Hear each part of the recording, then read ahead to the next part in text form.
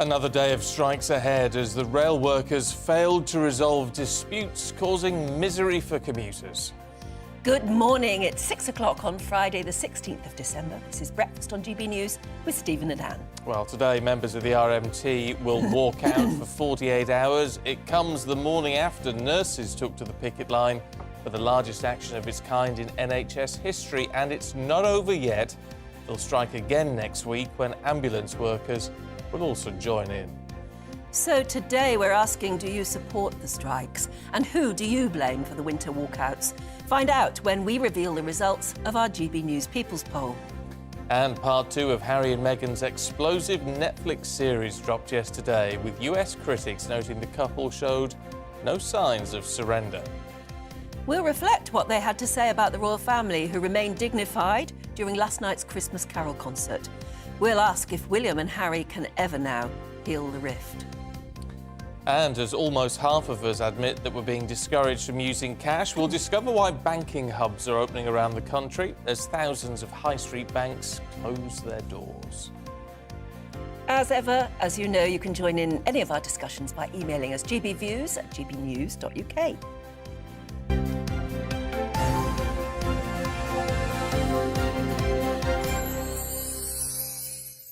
Well, our main news this morning, and we're kicking off with the results of this week's GB News People's Poll.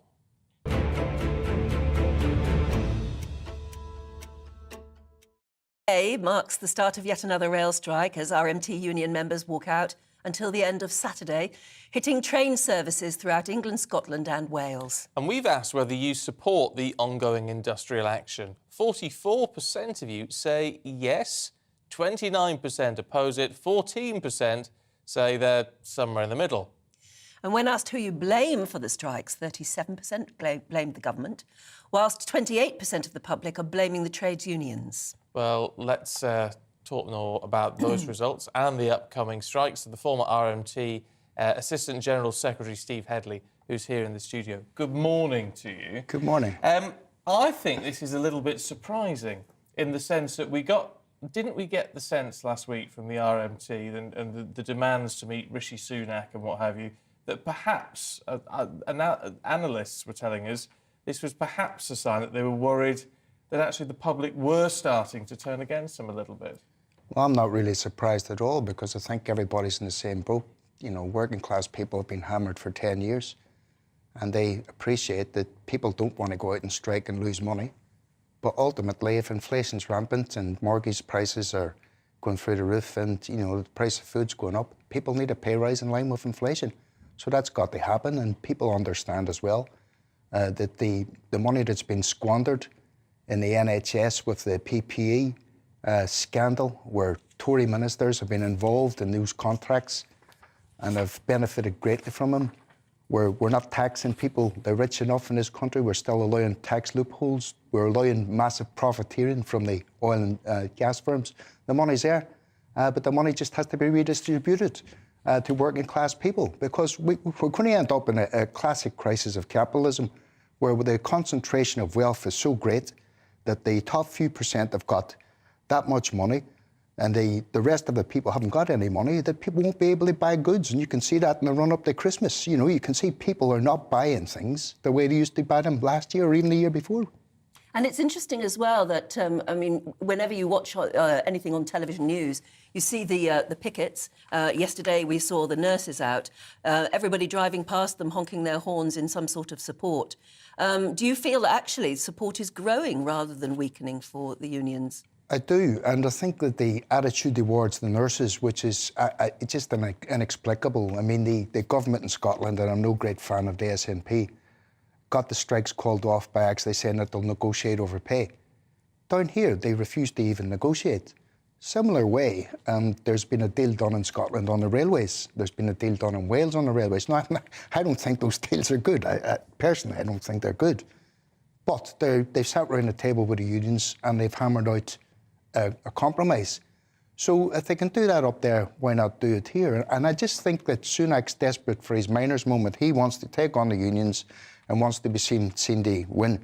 But he's badly misjudged the public mood out there, because it's not just picking off one person, one section of workers at a time. He's attacking everybody. It's interesting though. I mean, there have been discussions with the sort of rail operators group and the RMT. The last deal we were told was 8% over 2 years. That was rejected. Now which is significantly higher than what they've accepted in Scotland. No, it's not. The Scottish deal is 5% over 1 year plus a £750 bonus, which is consolidated. So it's not a percentage, which it helps out lower paid workers. You get 750 quid, but that goes in the rate of pay. So the deal in England, 11.5% the inflation peaked at. So they're predicting next year it's going to be 8%. At the very optimistic predictions, it could be higher. So that would, in effect, mean taking a 12% pay cut over 2 years. Well, who in their right mind is going to do that? So if they can offer a deal, which I don't think was good, but was accepted in Scotland, why can't they do it down here? I mean, if there was somebody from the government sitting here right now, they would say, we simply don't have the money. But is your attitude that actually governments can find money if they really want to? Oh, absolutely. Look, they found money for the PPE crisis. They found money. They sent billions of pounds of bombs to the Ukraine so Ukrainians can kill Russians and Russians can kill Ukrainians instead of sitting around a peace table. There's always money to fight wars. There's always money to fill the feathered nests of Tory MPs who've got links with private companies in the NHS. The money's there. They need to close the tax loopholes. They need to redistribute that money, because otherwise we're going to end up in a dystopian situation where people cannot afford to heat their houses and eat decent food. And we've got a very small percentage of people getting ever richer and richer, and it just can't go on. OK. Steve, good to get your views, as always. Thank you very much indeed. Let us know what you think. I mean, I'm fascinated by the results of all of this. Actually, I did think it may have gone the other way. And you sense no, it hasn't. No, you sense when you watch a lot of news bulletins at the moment, the reporters are out there talking to people, and they're finding it difficult to find people who are against what's going on at the moment, against the strikes. But then even when you look at the nurses' situation, of course, they're asking for 19%. Which is a huge amount of money. It is, but again, they get the feeling is that nobody will sit down and just talk to them. Well, let us know what you think. GBViews at gbnews.uk. Let's bring you up to date with today's top stories then. And Labour's winner of the Stretford and Urmston by-election claims that voters have given up on the opposition. Andrew Weston, Trafford Council leader, says the victory has sent a strong message that people are fed up with the Conservatives and ready for Labour to lead. The new MP secured almost 70% of the vote, with only a 25% turnout, very low turnout, in South Manchester. Hundreds of schools and sixth form colleges will soon get further funding to replace dilapidated classrooms. The Education Secretary says 500 sites will be given overhauls as part of their school rebuilding programme. Gillian Keegan has said the latest rebuilds will be environmentally sustainable, with some getting triple glazing, heat pumps and solar panels. Virgin Atlantic will operate the world's first net-zero transatlantic flight. It comes after the airline has secured £1 million worth of government funding to fly a plane from London Heathrow to New York using sustainable aviation fuel. This type of fuel is expected to reduce carbon emissions by over 70% and is mostly made from waste oil and fats.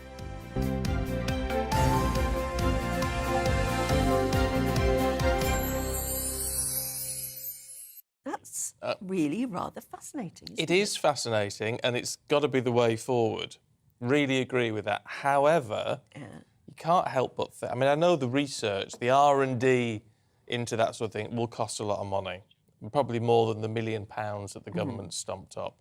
However, what? I do think the government giving £1 million to that now... Now, just after we've been through the interview we've been through. Yeah, I know. And you do think, you know, Richard Branson, who I like a lot, you know, I've got a lot of respect for Richard Branson, has got a lot of money, and that is one situation where I'd say, well, why isn't he providing that? He could provide £1 million and not even think about it. Exactly.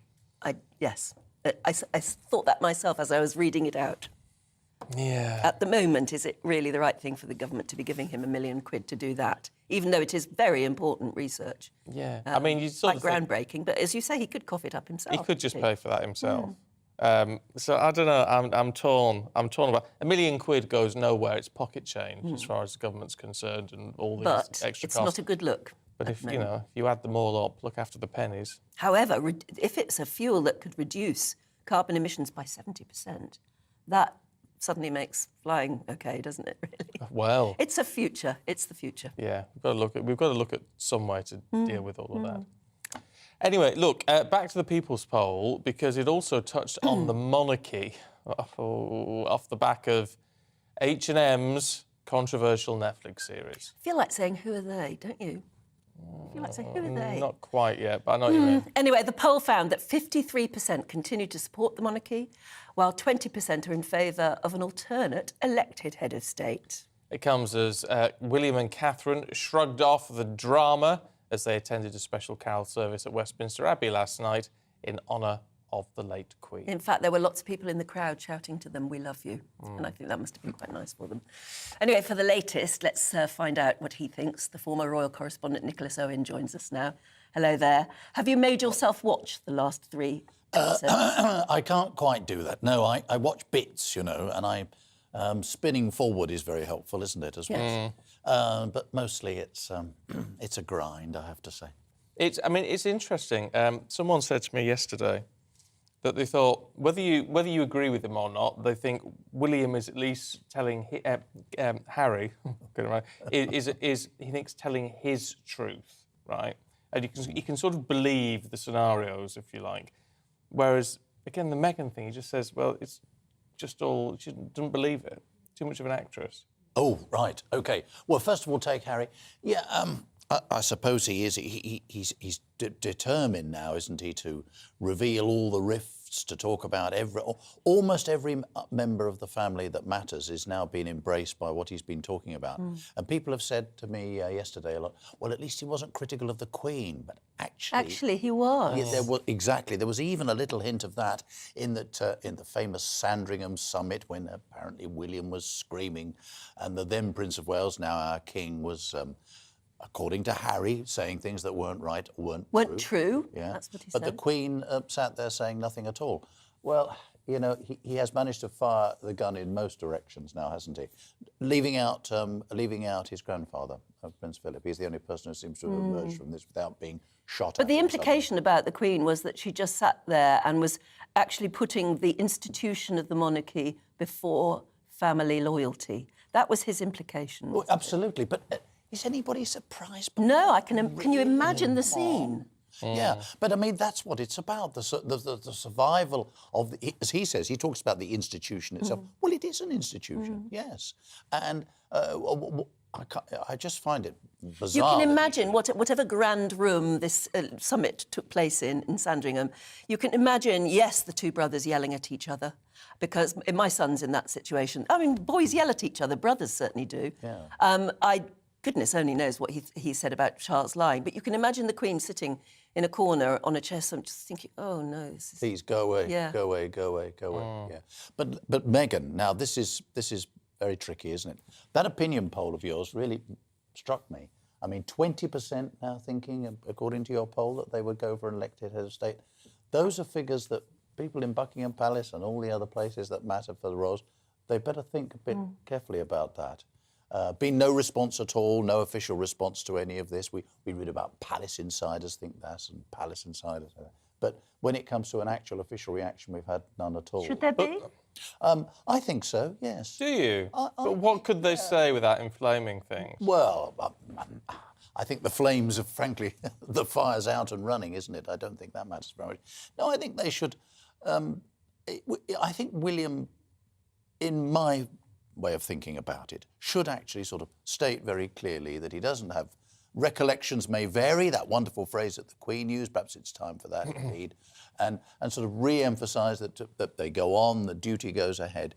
Because what we're talking about here is Harry separating himself off from the family now. There's no way back. That's what situation we're in, aren't we? It's very hard to believe they can ever get back on terms unless something... And I'm not saying this in any sense, a lot of people mutter cynically about this, but let's hope the marriage of Harry and Meghan goes on and on and on forever. But without that, unless something goes wrong in America, I don't think we'll ever see Harry back playing any sort of important role at all. They shoot themselves in the foot with this quite a lot, don't they? You know, the very clear implication from Meghan is, well, they didn't like it because we were the most popular couple out there. We were more popular than anybody else in the royal family. Well, we know that's nonsense. That was never the case. No, I know. I mean, there was that wonderful surge of popularity around the wedding, of course, but a lot of things that went wrong, and everybody knows went wrong, particularly in terms of Meghan and staff and the people who had an awful lot of people left her employment. I mean, maybe it was of good reasons in each case, but an awful lot of that went on. Not addressed at all, I don't think. I don't remember anything about, we had a tricky time here or a tricky time there. It was all painted as this wonderfully reasonable young couple desperately trying to get on with this, family turning against them. Do we buy that at all? Well, frankly, I do not at all. And it is said, certainly the Daily Mail particularly is going huge on this. Of course. It is said that that people, even in America, where you might expect a bit more fandom, are beginning to, certainly the media in America is beginning to say, we've had enough of this whinging couple. Oh, well, indeed, yes. Well, of course, attention spans in America are pretty short anyway, aren't they? And the thing about them, they're in California. They're living amongst TV personalities there, particularly film stars, Hollywood people. But the only way that Hollywood stars continue to be stars is because they go on to make a new film, don't they? They get into new things. It seems to me that Harry and Meghan have only got one story really to tell. And we've told it, and what more is there? What more is there? Which is why I wonder about the palace keeping quiet, because you then think, well, in another 12 months, just leave it. What's going to? Where are they going to be? Yes, I suppose that's a point of view. It's a point of view, but it's as I say, I think it's probably time just to. A dignified statement. A dignified statement, I think. Like what, though? That's what I've been trying to think. What could they say now that, as you say, wouldn't stir the pot any further? Yeah. It doesn't look like tit-for-tat arguments, because we don't want to get into that. Well, it's this business about William. There's so much been written about it. You get to the point where you don't know which way to turn with it all. But there are stories that William will always have the door open for his brother, and that is probably true. I think that is probably true. Not coming back to be any sort of practicing member of great role in the royal family, but in terms of their own family, yes, I'm sure he would prefer that. And it would be quite nice, I think, just to see that sort of said quite clearly. It might say, hang on a minute, so much nastiness going around, but from our side, this is what we would prefer to happen in the long run. And it would be a kind of... Yeah. Why not? No, I should get to work drafting it for you. I think you should. Somebody maybe has to. Yes. Yeah. No, that's not actually a bad idea. Maybe that's one for our lovely GB viewers, please. If you could think of the right sort of dignified statement that Buckingham Palace should come out with, let us know what it would be. You could try and make it up for us. GBViews@gbnews.uk.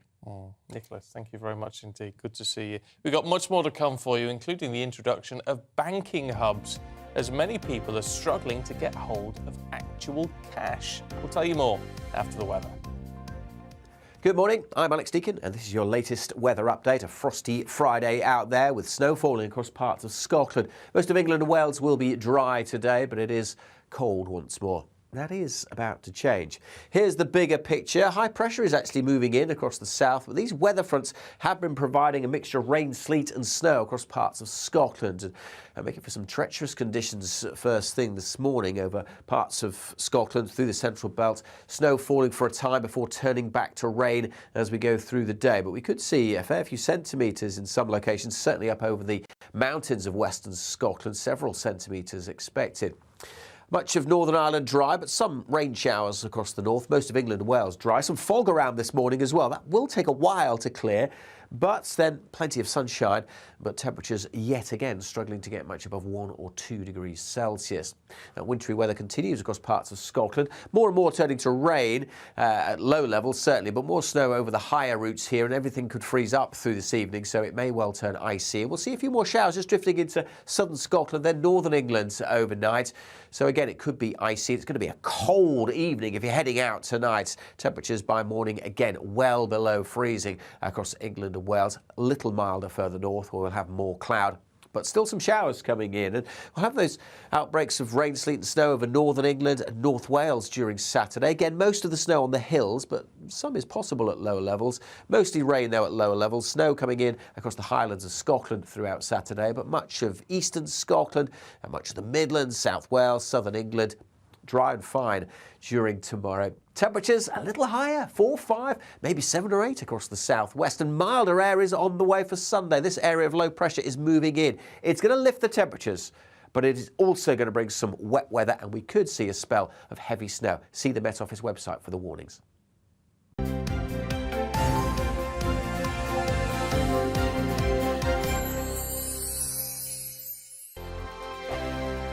We are GB News, and we'd like to say thank you to each and every one of you for bringing us your conversations, for helping our great nation find its voice. We are here for you on radio, television, and online, across England, Scotland, Wales, and Northern Ireland. It's not the BBC, you actually get your facts right. We are proud to be GB News, the People's Channel, Britain's news channel. Monday to Thursday, 9 p.m. till 11 p.m. Join me, Dan Wootton. I'll bring you the sharpest takes and hottest debates. Do you not believe in prisons? I don't believe in prisons. I'm completely stunned. I guarantee you there'll be no spin, no bias, no censorship. I actually was personally quite offended by it. And no reason to go to bed. So I guess they've always been quite woke. That's Dan Wootton tonight on TV, radio and online. Monday to Thursday from 9 p.m. till 11 p.m. on GB News. The People's Channel, Britain's news channel. Hello there, it's Eamon Holmes here from Breakfast on GB News. We're not just on your television and your screens, you know. We're on DAB plus digital radio, so you can listen to your favourite shows on the move. If you've not yet listened to GB News Radio, it's very simple. We're on your radio player and tune-in apps, on your smart speaker, phone or tablet, or online at gbnews.uk. Take us with you wherever you go. GB News Radio. You never have to miss a moment of the People's Channel. Join me every Sunday at 6 p.m. for Gloria Meets. In exclusive interviews, I'll be finding out who our politicians really are and what they really think. It's something that you would never want anyone to suffer. I didn't know what channels there were. B, I didn't think I'd be believed. I must have weighed about 7 stone and I'm 5'8". My instincts was to sort of cover this up. I mean, clearly that was a mistake. Join me every Sunday at 6 p.m. on GB News, the People's Channel, Britain's news channel.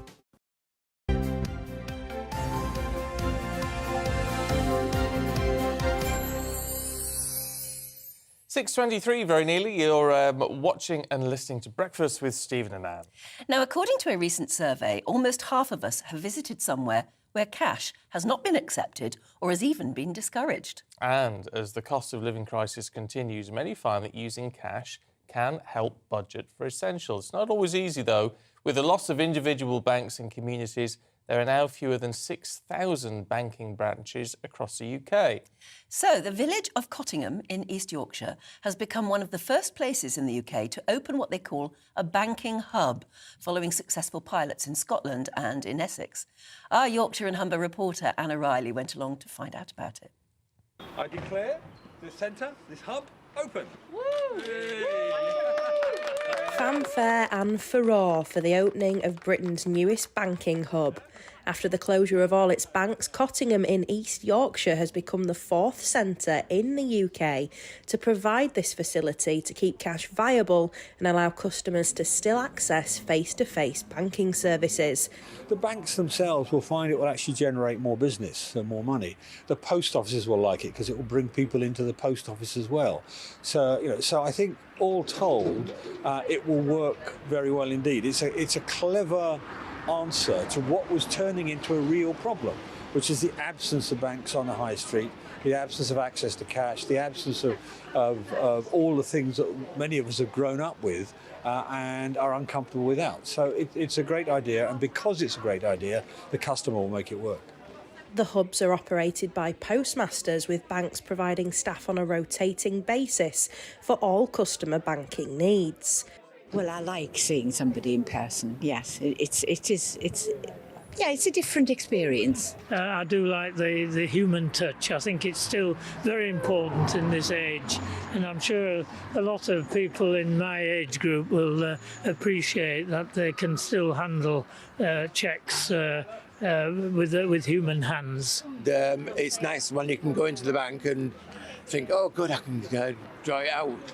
With more than 5 million people in the UK relying on cash every day, the banking hubs have shown that hard money is still crucial in society. Cost of living crisis is really starting to bite. It's much easier for some people to budget in cash and see money in front of them and to use that day in, day out.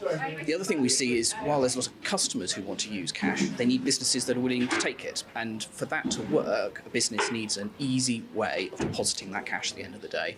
And therefore, local facilities like this make a real difference. The Cash Action Group led the banking hub pilots and see them having a permanent place on the high street. Banking hubs really are here to support those communities where there's no branch left. They are put in place where we've identified the need, where there is no ability to transact to that level anymore. And I think they are a really positive thing for the future. Look forward to supporting a lot more communities over the next few years. And you've seen how popular they can be through the pilots and through these 2 new hubs we've just opened. There's another 25 banking hubs due to open across Britain so far, all aimed at protecting the future of cash and preserving in-person banking services. Anna Riley, GB News, Cottingham. You can see the sense of it. Yeah. I mean, it's going to be the way forward because bank branches are just going to die out. Disappearing, aren't they? Yeah. And when was the last time you used cash? Funnily enough, I did yesterday, but that's the first time in months and months and months. Yeah, hairdressers, barbers, will only take cash. But it's a pain because I have to then go and get cash out just because I never have cash. So I have to go and get cash out specifically to go and get me out. I was staying in a really posh hotel last night before. It's because of an interview I was doing. And it was a lovely, lovely posh hotel. And I was starving hungry because I'd been travelling all day. And when I got there, the lovely guy on the front, what do you call it? Person who greets you. Concierge type person, yeah. He said, I said, is there room service or something like that? And he said, oh, absolutely. He said, but there's a Tesco just round the corner. And I thought it was so nice. And then he showed me how to get to it, where exactly it was and all the rest of it. And I thought, how sweet. So I actually rummaged around in my handbag to see if I'd got any cash at all. And I did have. And so it was for tipping. And maybe we still need cash for tipping. You can't tip somebody with a card, can you? But that's the only, honestly, it's the first time I've used cash in yonks. So you gave him a tip for telling you where the Tesco's was? Yeah, well, he was just so friendly and helped me with my suitcase and everything, you know. See, I never tip in a hotel. But you're meant to. I know you're meant to, but you know. We're not very good at tipping, are we, in this country? We get embarrassed about it. Whereas you go to the States and it's absolutely just something they do all the time. I know. How do you cope with tipping? Do you have a system for that? Yes, just don't. No. Unless it comes on like in a restaurant or whatever and it comes on, then you can put a bit on, but no, don't do it. Cash tipping, no, it's embarrassing.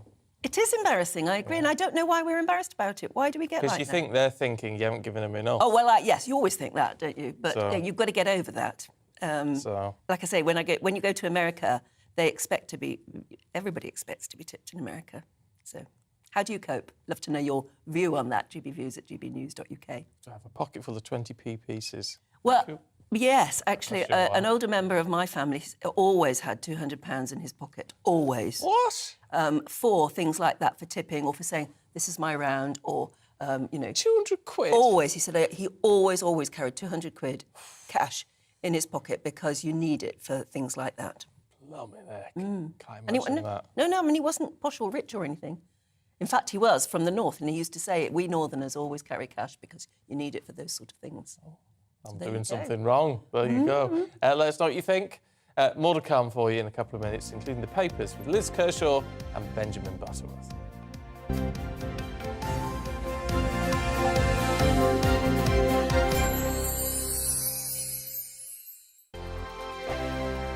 Monday to Thursday nights on GB News. At 6, it's Deebs & Co. 7 o'clock, Farage. At 8, join Mark Stein. And at 9, Dan Wootton Tonight, followed by Headliners. On TV, radio and online. This is GB News. We are GB News, the People's Channel. Why not take us home with you by visiting the GB News shop at gbnews.store. You'll find all the official merchandise, a really good present actually for yourself, your friends or your family. We ship across the UK mainland at no extra cost. GB News, the People's Channel. Here on GB News Live, we'll be keeping you in the picture, finding out what's happening across the country and finding out why it matters to you. We'll have the facts fast with our team of reporters and specialist correspondents. Wherever it's happening, we'll be there from 12 noon on TV, radio and online. GB News, the People's Channel, Britain's news channel. Monday to Thursday on GB News, it's Bev Turner Today from 10 a.m. We're going to be here for you, our GB News family, to keep you up to date, but also make you smile. The guy went from puberty to adultery. And I can't wait to bring a few of my own opinions. I have no time for cultural totalitarianism. We'll engage in passionate, but always polite debate, with your thoughts and opinions at the centre of it all. Only on GB News, the People's Channel, Britain's news channel. Hi there, it's Stephen and Anne. At breakfast from 6 a.m, you'll always be caught up with everything you need to know, the latest headlines, opinions and debates. We'll bring you the good news and the bad, but most of all, we're here for you. Remember, send in your views and let us know what you would like us to talk about. That's because we're your news channel. And every morning at 6 a.m, it's breakfast on GB News.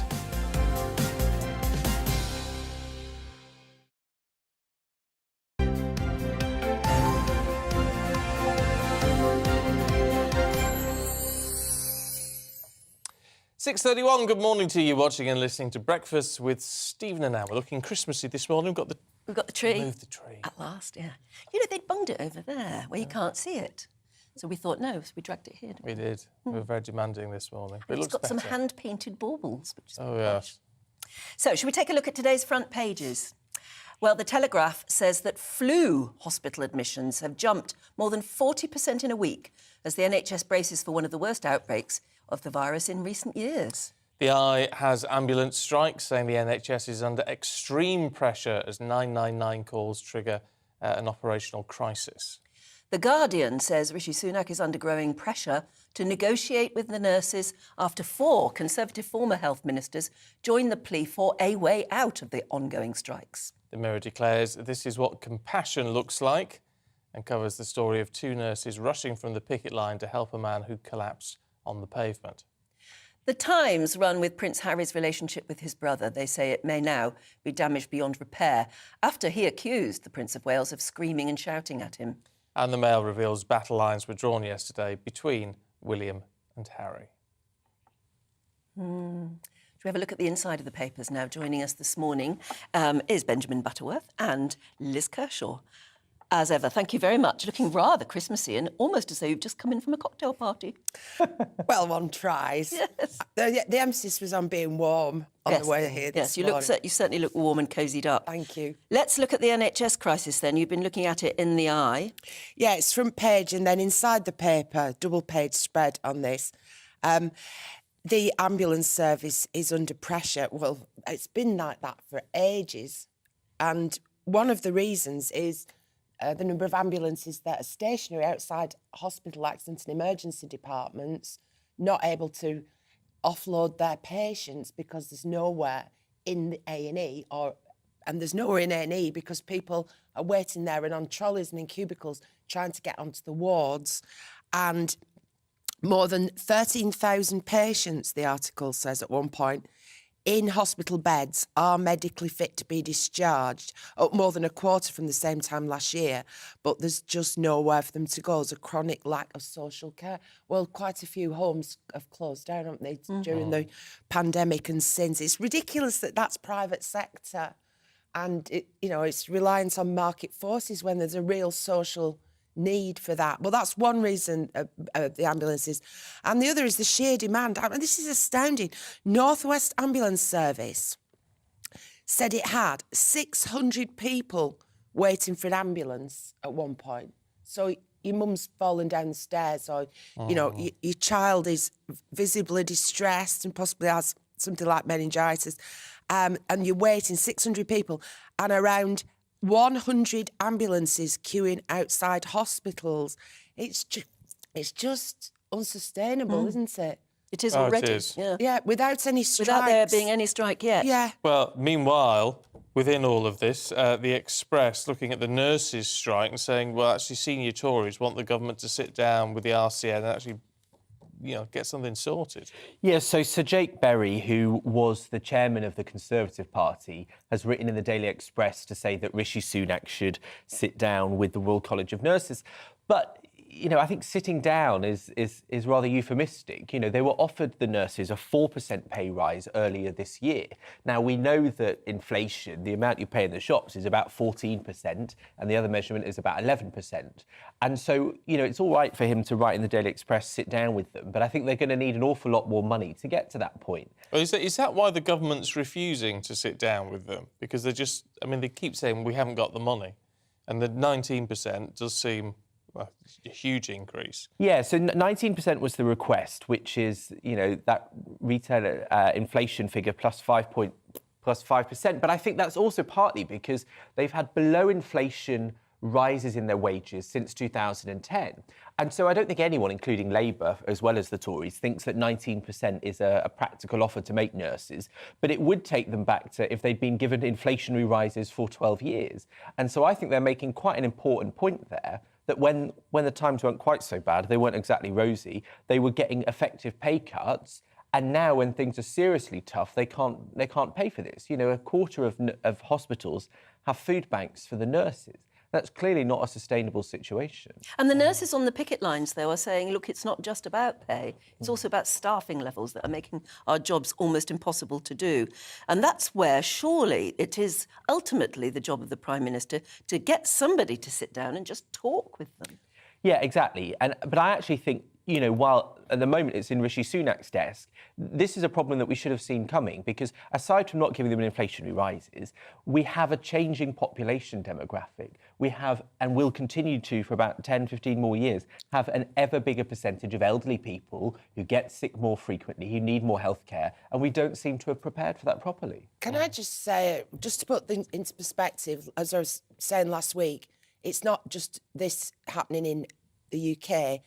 GPs and nurses have been on strike recently in France. But one thing that I was left asking when I was watching the coverage of this yesterday, because it wasn't on any broadcast media, only a quarter of hospitals were affected.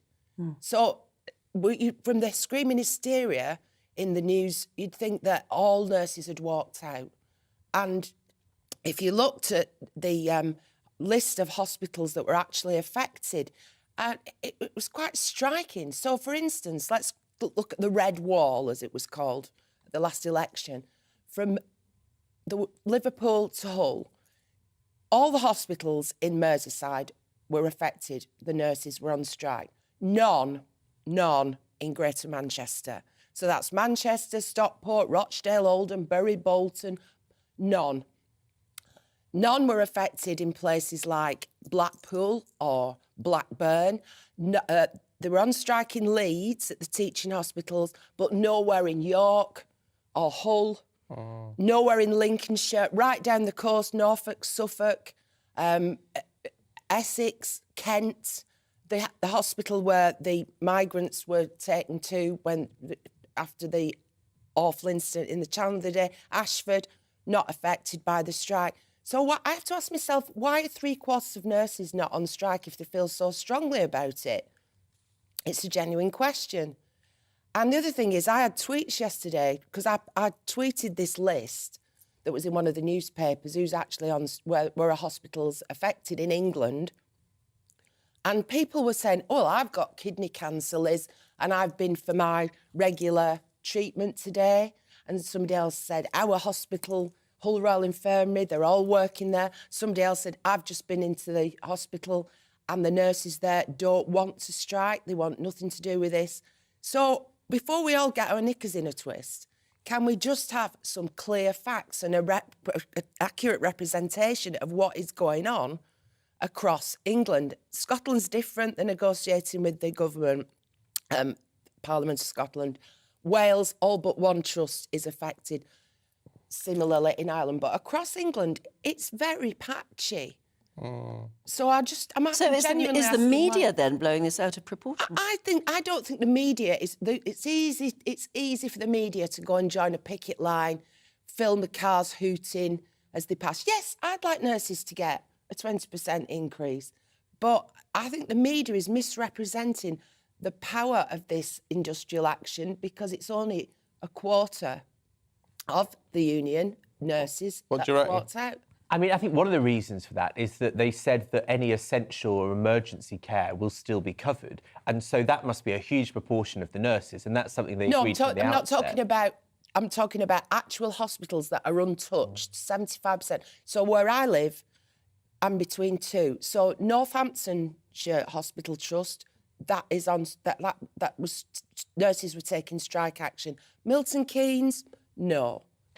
I mean, I think the government has clearly tried, because the report in the Daily Express says that relations have soured between the government and the nurses, the Royal College of Nurses.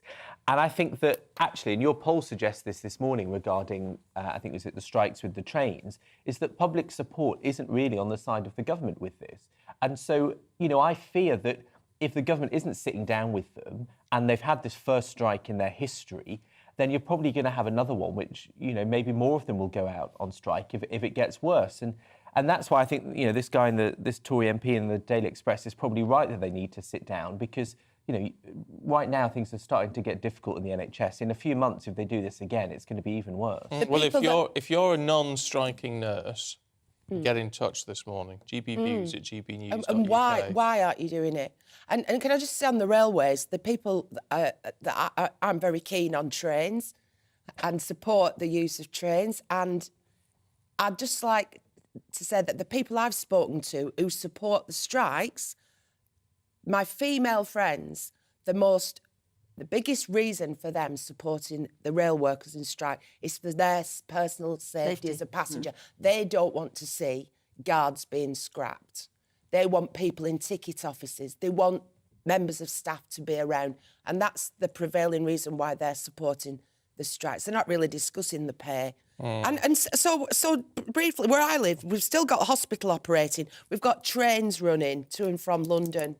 I've been on one this week. Benjamin's been on one this week. And we've got the post coming every day, even on strike days. There's less volume of post. But these strikes aren't actually very solid as far as I can see. I was on Avanti West Coast, so it's hard to tell if they're on strike or not. Oh dear. Yes. It was standing room only. I mean, they're absolutely packed, the trains that are running, aren't they?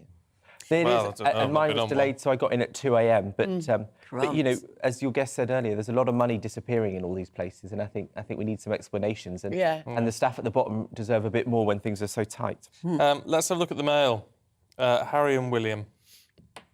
Liz? Well, I was just in makeup and I was tired and it came out wrong, and I said the makeup lady said, "What are you talking about?" And I said, "Oh, I'm talking about Egon and Mary and Meghan."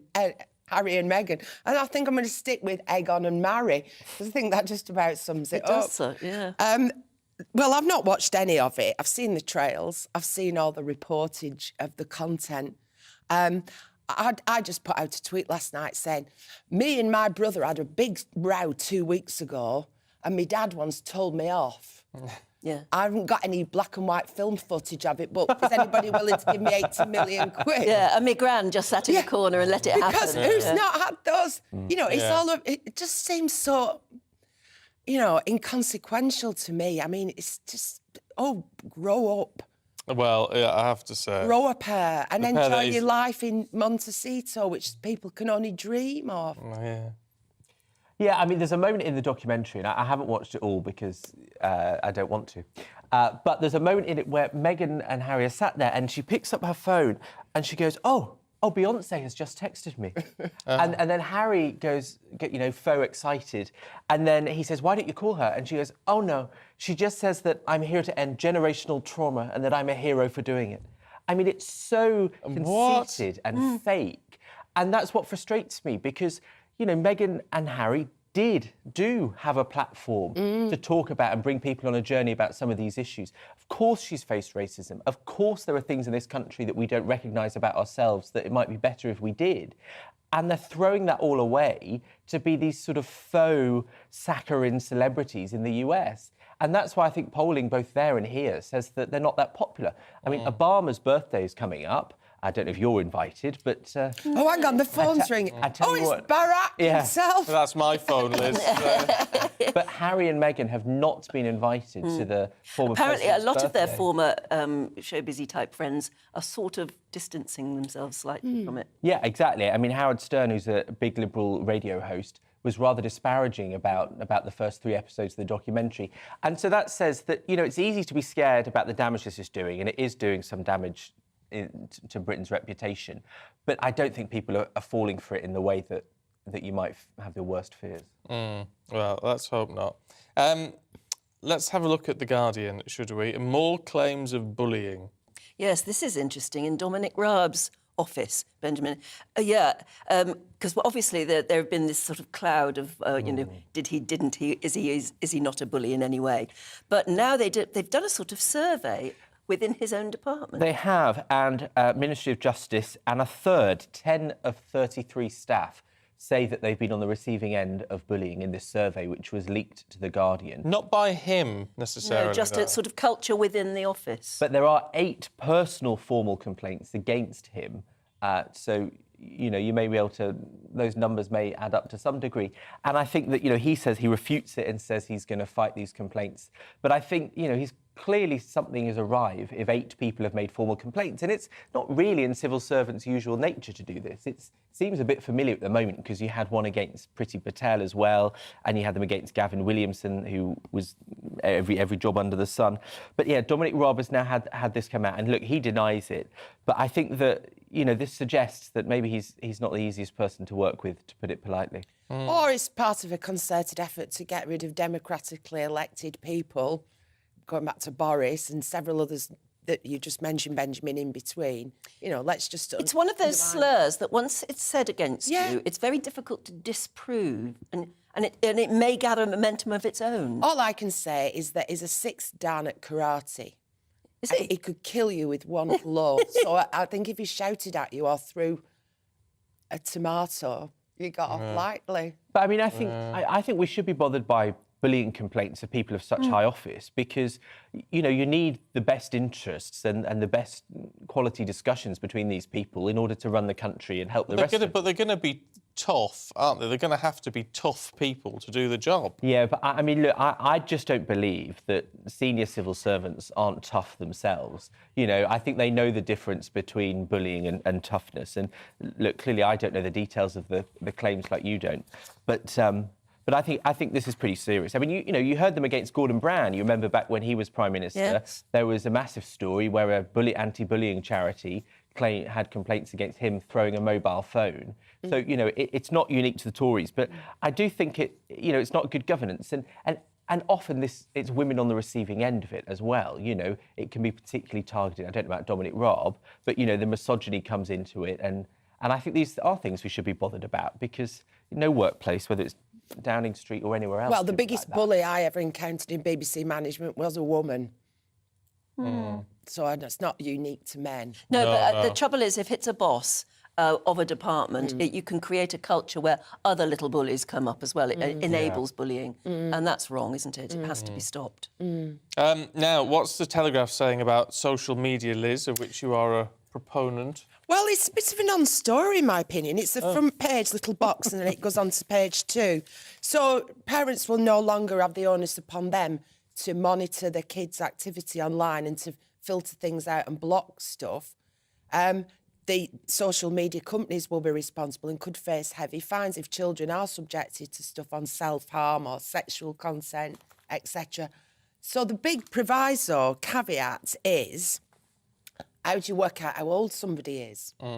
And so I'm ploughing through this, trying to find out by what magic they're going to be able to tell if somebody's under 18 or under 16, and they haven't got an answer yet. But you're not meant to be able to... The thing was, back in the day, you were not meant to join Twitter till you were 16, were you? No, Was that the... But they just ask you, and you can like... I'll just finish this. It says...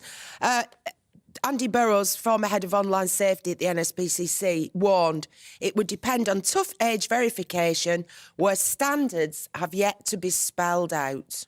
So how do you work out? I mean... What's to stop a 12-year-old going on and clicking I'm over 18? Yeah, but maybe you should aim to put your credit card details in or something. I mean, I'm not sure Do you if have to pay to see how to top yourself? I don't think you do you? Well, no, but not just so you need to pay anything, but just to prove you've got a credit card. Oh, right, so you'd have to be 18. Right. But then I think that the age that Facebook, for example, says is 13, and I think Instagram is the same, under its code of service.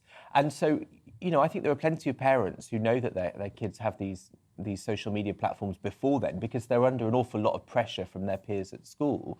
But I think some of this could be solved by parents feeling confident to not let their kids get those profiles. Lots of them set them up for their newborn babies and stuff, and and posting everything from day one, which I'm sorry, but all babies look the same, and it's like the dog pics. I don't need to see them. What do you do about dogs that have Facebook pages and stuff? Wow. How do you verify a dog's age? Ban them. And is it in dog years or human years? Well, just ban them. But I mean, I think it's absolutely crackers. I'd quite happily see social media stopped altogether, but that'll never happen. No, that is... Even though I enjoy... I mean, I love it when people get into it. I mean, but I just think there's probably more negative than positive on it, ultimately. The genie's out of the bottle now. You'll never stop it. No. But, I went through my Instagram and people that were sort of very attractive, conventionally attractive, who I followed but didn't know in real life, I unfollowed them all on purpose because you end up... just following people you like the look of? Well, I think I was, yeah. It just happens by accident. That's a bit creepy, anyway. But no, like models and celebrities you like, it's not that unusual. But people that just sort of, men I'm talking about, that will post gym photos all the time. And I unfollowed them because I realised it's just not good for your psyche, for your idea of the world, to see ridiculous and often heavily doctored images of how other people look. Because I don't look like that, and chances are they don't even look like that. You tell yourself they're heavily doctored. You keep telling yourself that. I tell you what about Henry Cavill then? Because... it's a job. Yeah, he's out of a job, and they're saying he might actually be being lined up to be the next 007. Yes, I mean, Henry Cavill is a man that I would follow him? Yeah, I wouldn't want to see him on my Instagram. I'd feel terribly insecure.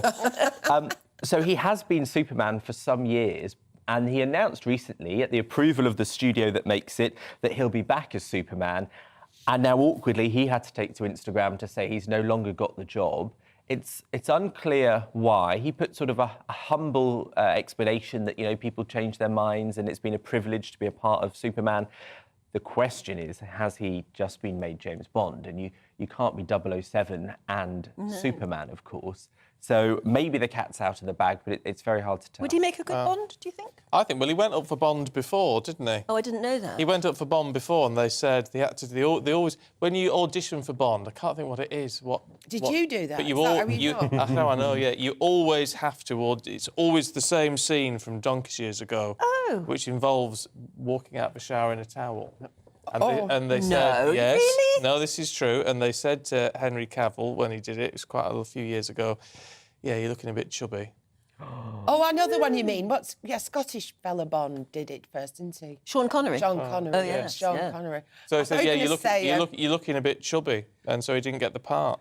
I thought you meant that, my favourite There's scene. no hope for the rest of us, then. It would be the explanation for him suddenly being dropped from Superman, wouldn't it? It would, although, these big studios, there's so much money and ego at play. I think it can be hard to tell. So I remember when Pierce Brosnan was first offered Bond, he was doing Remington Steel, and they wouldn't release him. And, so and that's why Timothy Dalton, I think, was I like chosen. Timothy Dalton. And then, as soon as Pierce Brosnan was released from Remington Steel a couple of years later, they gave him Bond, and that's how it happened for him. So it came round again. He got a second chance. Well, Henry Cavill would be a great Bond, actually. He would? So... OK, well, you never know. Watch this space. Yeah. We'll have to ask Stephanie. She might know a bit later on. She might know, yes. All right, thank you, you two. Good to see you this morning. We'll catch up with you a little bit later on. Oh, on the Royals this Lots of morning. views on the Royals this morning. Yes, if indeed we should call them royal anymore. Well, they technically are. Angie says, well, people stop calling them a young couple. They're not in their teens or 20s. Actually, that's very true. You know, they're grown-ups, aren't they? They really are. I got stopped by someone the other day. You're trying these things, the charity things, try to get you to sign up to something. So, young man. In the end, I just went, I'm nearly 50. Gosh, no, you just don't seem it. You seem a young man to me. Jim says, I just saw them on TV and found myself involuntarily booing the television. I would put money on her dumping him within the next 10 years. She'll realise she could make a lot more money by divorcing him. Meghan, my divorce, the pain. A nice little earner for her. Yeah. Cynical, isn't it? Helen says the king needs to strip the titles from them and then exile them. It's a bit harsh. The press and media shouldn't give them any airtime. The question is, should they come to the coronation? Yeah, well, Let us know what you think. Look, lots more to come on all of that. But first, let's have a look at your weather. Good morning, I'm Alex Deakin, and this is your latest weather update. A frosty Friday out there with snow falling across parts of Scotland. Most of England and Wales will be dry today, but it is cold once more. That is about to change.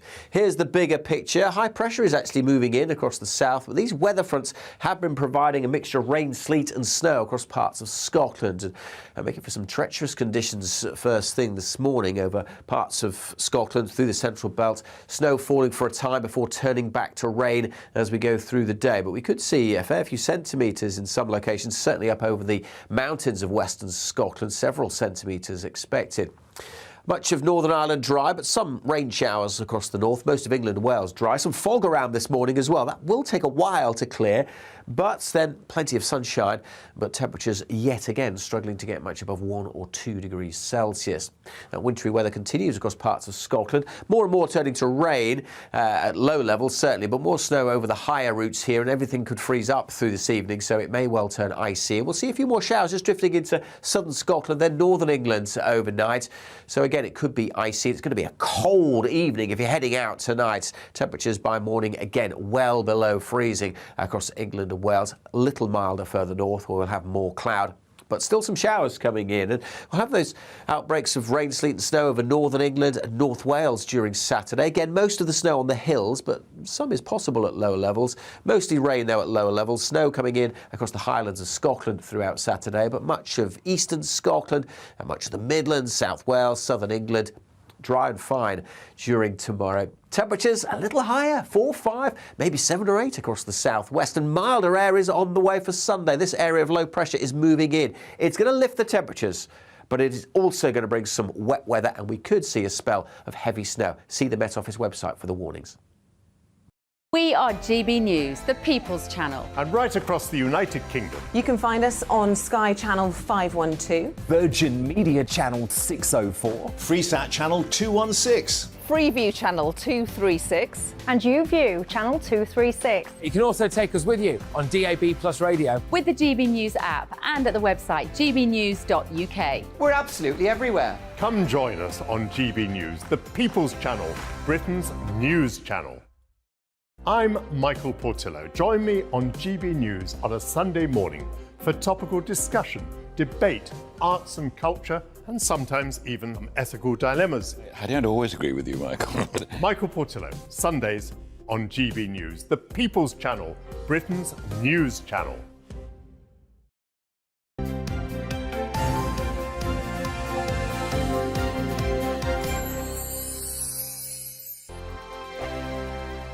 Every morning from 6 o'clock, we'll wake you up with GB News Breakfast with all the stories you didn't know from the night before. So whether it's serious news, entertainment, or your own views from all over our great nation, we're here to kick off your day with a smile. The national media should be reflecting and reporting what's happening here. You will notice the northwestern accents. Whether you're with us on TV, radio, or online, every morning, it's breakfast from 6 a.m. Hope you can join us. We are GB News, right across the nation. You can get us on television, on radio, on digital. We're absolutely everywhere. Amazing! You see, amazing! You remind me of me in the European Parliament. But here's the most important bit. We are not part of the mainstream establishment. We think and speak just like you do. We are the People's Channel. Magnificent. That's really, really thoughtful. Come and join us. on GB News, the People's News Channel. My name's Tom Harwood and join me 9:30 a.m. every weekday for The Briefing, your one-stop shop for everything you need to know about what's going on in politics today. I wonder if this is a deal that might need to be like the biscuits in this factory, twice baked. Is there not an opportunity here to win out against the extremes? Tom Harwood, GB News. What are you going to do about it? Things should have been done differently, and they certainly are being done differently. Don't miss it. The Briefing with me, Tom Harwood, 9:30 Monday to Friday on GB News. Join me, Nana Akue, Saturday and Sunday afternoons on GB News. Expect fiery debate and passionate discussion as me and my panel tackle some of the biggest topics hitting the headlines. It's a place for everyone's opinion. No one gets cancelled, but no one gets an easy ride. Oh, she's on it today! Be ready for conversations that are fierce, frank, and of course, fun. Every Saturday and Sunday afternoon from 4 p.m. on GB News, the People's Channel.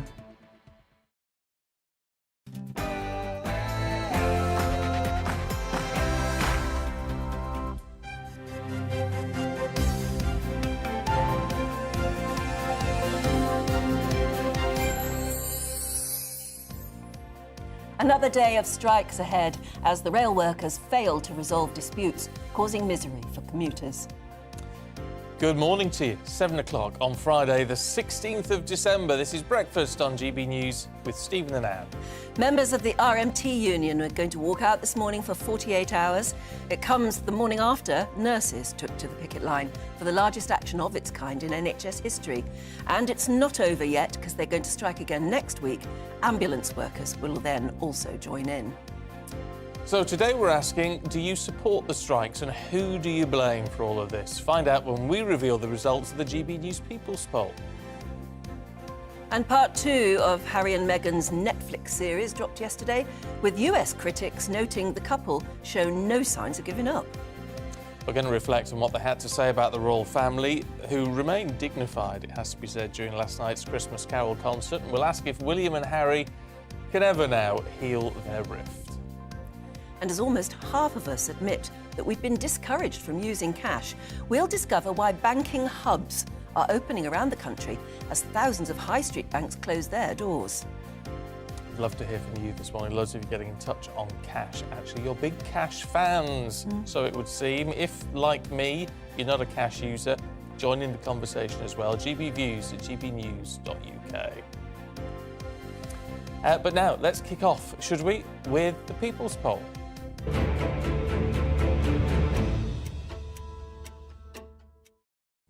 Well, as we were saying, today marks the start of yet another rail strike as RMT union members walk out until the end of Saturday tomorrow, hitting train services throughout England, Scotland and Wales. We've asked whether you would support the ongoing industrial action. 44% of you said yes, 29% no, 14% not really sure.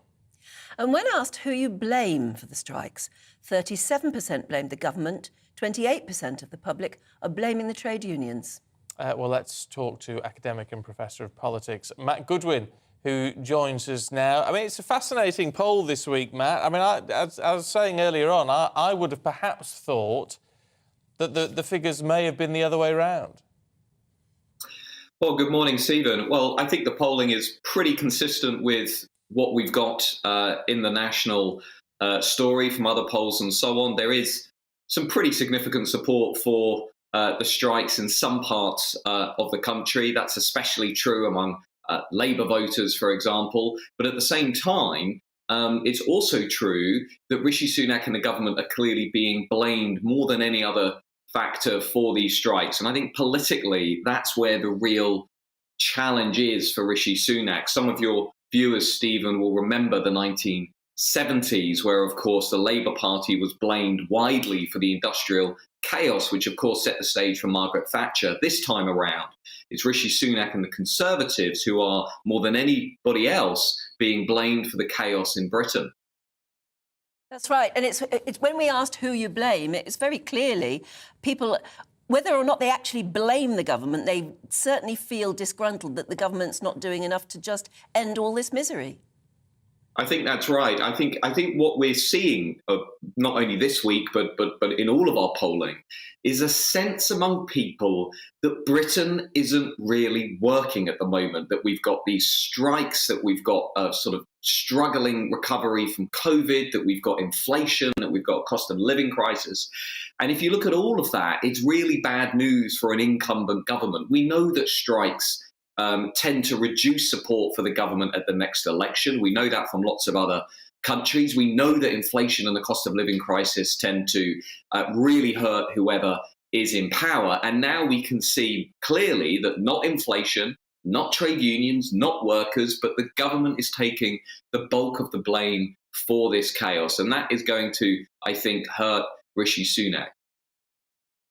Global issue, isn't it? I mean, how we deal with it is one thing, but it is a global issue. Do you get the impression people either don't see that or don't want to see that? I think it's a great point. It's the same with inflation. When we ask people, who do you blame for inflation? They're not saying the war in Ukraine. They're not saying the global energy crisis. They're not saying, these big international factors are the problem. They're blaming the government again. I mean, this is essentially what tends to happen when things go wrong.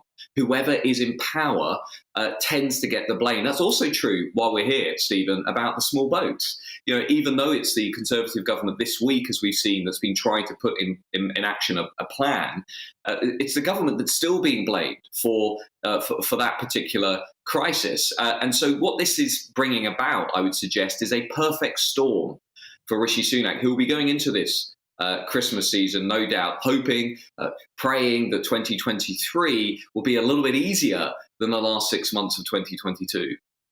Yeah, I mean, we're finding the results of this poll quite fascinating.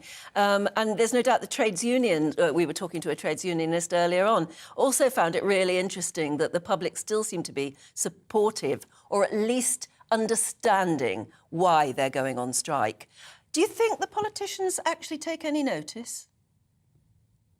Well, I think they're taking a lot of notice. I think Keir Starmer and the Labour Party are trying to position themselves so they're not seen as being too close to the strikes, but also sympathetic of workers. I think the government is trying to be seen to be decisive, taking action, even bringing in new legislation to make it harder for people to strike. And that's what we also polled this week, which I think is fascinating. We said, should the government be able to make it harder for people to strike? And actually, there isn't much support for that. This isn't the 1970s where we were losing, 12, 13 million days of strike action. This is, yes, it feels like chaos and there is a lot of disruption, but it isn't as big as the 1970s. And so I think that's giving the people who are striking, giving the trade unions a little bit more room for manoeuvre. But certainly the British public are not yet crying out for a rapid halt to the strike action. If you are on the right of the spectrum and you're listening to me, you're probably thinking, what on earth is this guy talking about? Because you're probably much more likely to say, I don't agree with the strike action. We should make it harder for people to strike. But if you're on the left of the political spectrum, then you'll be very sympathetic of the strikes and the workers involved. OK. Yeah, Matt, good to talk to you this morning. Thanks very much indeed. Well, let's talk to our political correspondent, Tom Harwood, who's here. And you've got to ask him, is being indicated by Matt there, is the support that Rishi Sunak has, as delicate as it may be, is that going to start crumbling through all of this? Well, it's very difficult. Of course, within these polls, we can see that Conservative voters are still leaning towards the government more than they're leaning towards the unions. So at least within that section of society, he probably has more support. But I think ultimately the government's done a fairly poor job of explaining the circumstances in which we find ourselves. Take the railways, for example. 40% fewer people commuting now than beforehand. That's less money to pay the wages as things stand, let alone to pay increases to the people who work in those services. Equally, looking at the nurses' demands for 19% pay increases. What private sector employee is getting a 19% pay increase at these times when businesses are having to pay more for heating as well as wages, as well as everything else? There's a really tricky story to tell here that the government really hasn't been doing a good enough job of explaining that there simply isn't the money. Now, there has been the sort of a new line coming out over the last couple of days from the government that every 1% that nurses, for example, ask for would cost £700 million to the taxpayer. And that either comes through borrowing, which we can't really do much more of, as we saw over the last couple of months. The international markets, if we try and borrow too much, go haywire. Or that comes through higher taxes. And yet our taxes, as things stand, are the highest they have been since the Second World War. The tax burden has never been higher than it is today in recorded history. So it's a really tricky position for the government to navigate. Where does the money come from? Well, we're taxed to the hilt and we can't borrow. A viewer, Andy, says, I agree with most of what Steve Headley said. He was the former trades unionist we were speaking to earlier. Tax the multinationals like Amazon and Google fairly, tax the rich a little more and cut government wastage. There's plenty of money in the pot. The government just needs to use it better. They need to address that publicly, don't they? They do need to address that, but of course we have seen corporation tax rise massively under Rishi Sunak, rising from 19 to 26%. That's higher than many of our competitors, and it's one of the only countries at a time of recession that is actually raising taxes on businesses, which some people argue is not a wise thing to do if we're seeing less business activity. Taxing those companies more highly at a time of economic activity contracting, that could compound the problem. So there are really difficult points to navigate here. But ultimately, there does seem to be a difference in terms of where the public sits, thinking about, for example, nurses going on strike compared to, for example, railway workers going on strike. We saw this morning that the TSSA union has accepted the pay offer from their employers, 5% this year, 4% the next year.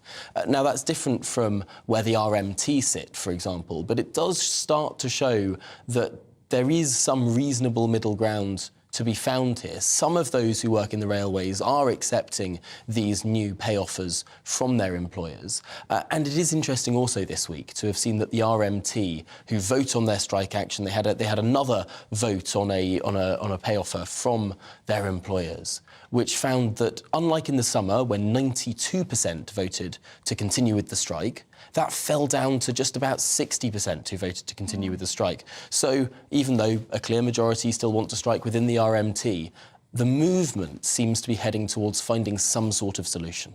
Yeah. Well, they're not terribly happy about being on strike either.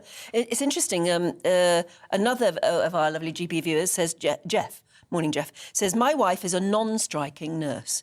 She also believes, though, that the NHS should go private. Her reasons for not striking is that you cannot solve a problem by constantly throwing money at it.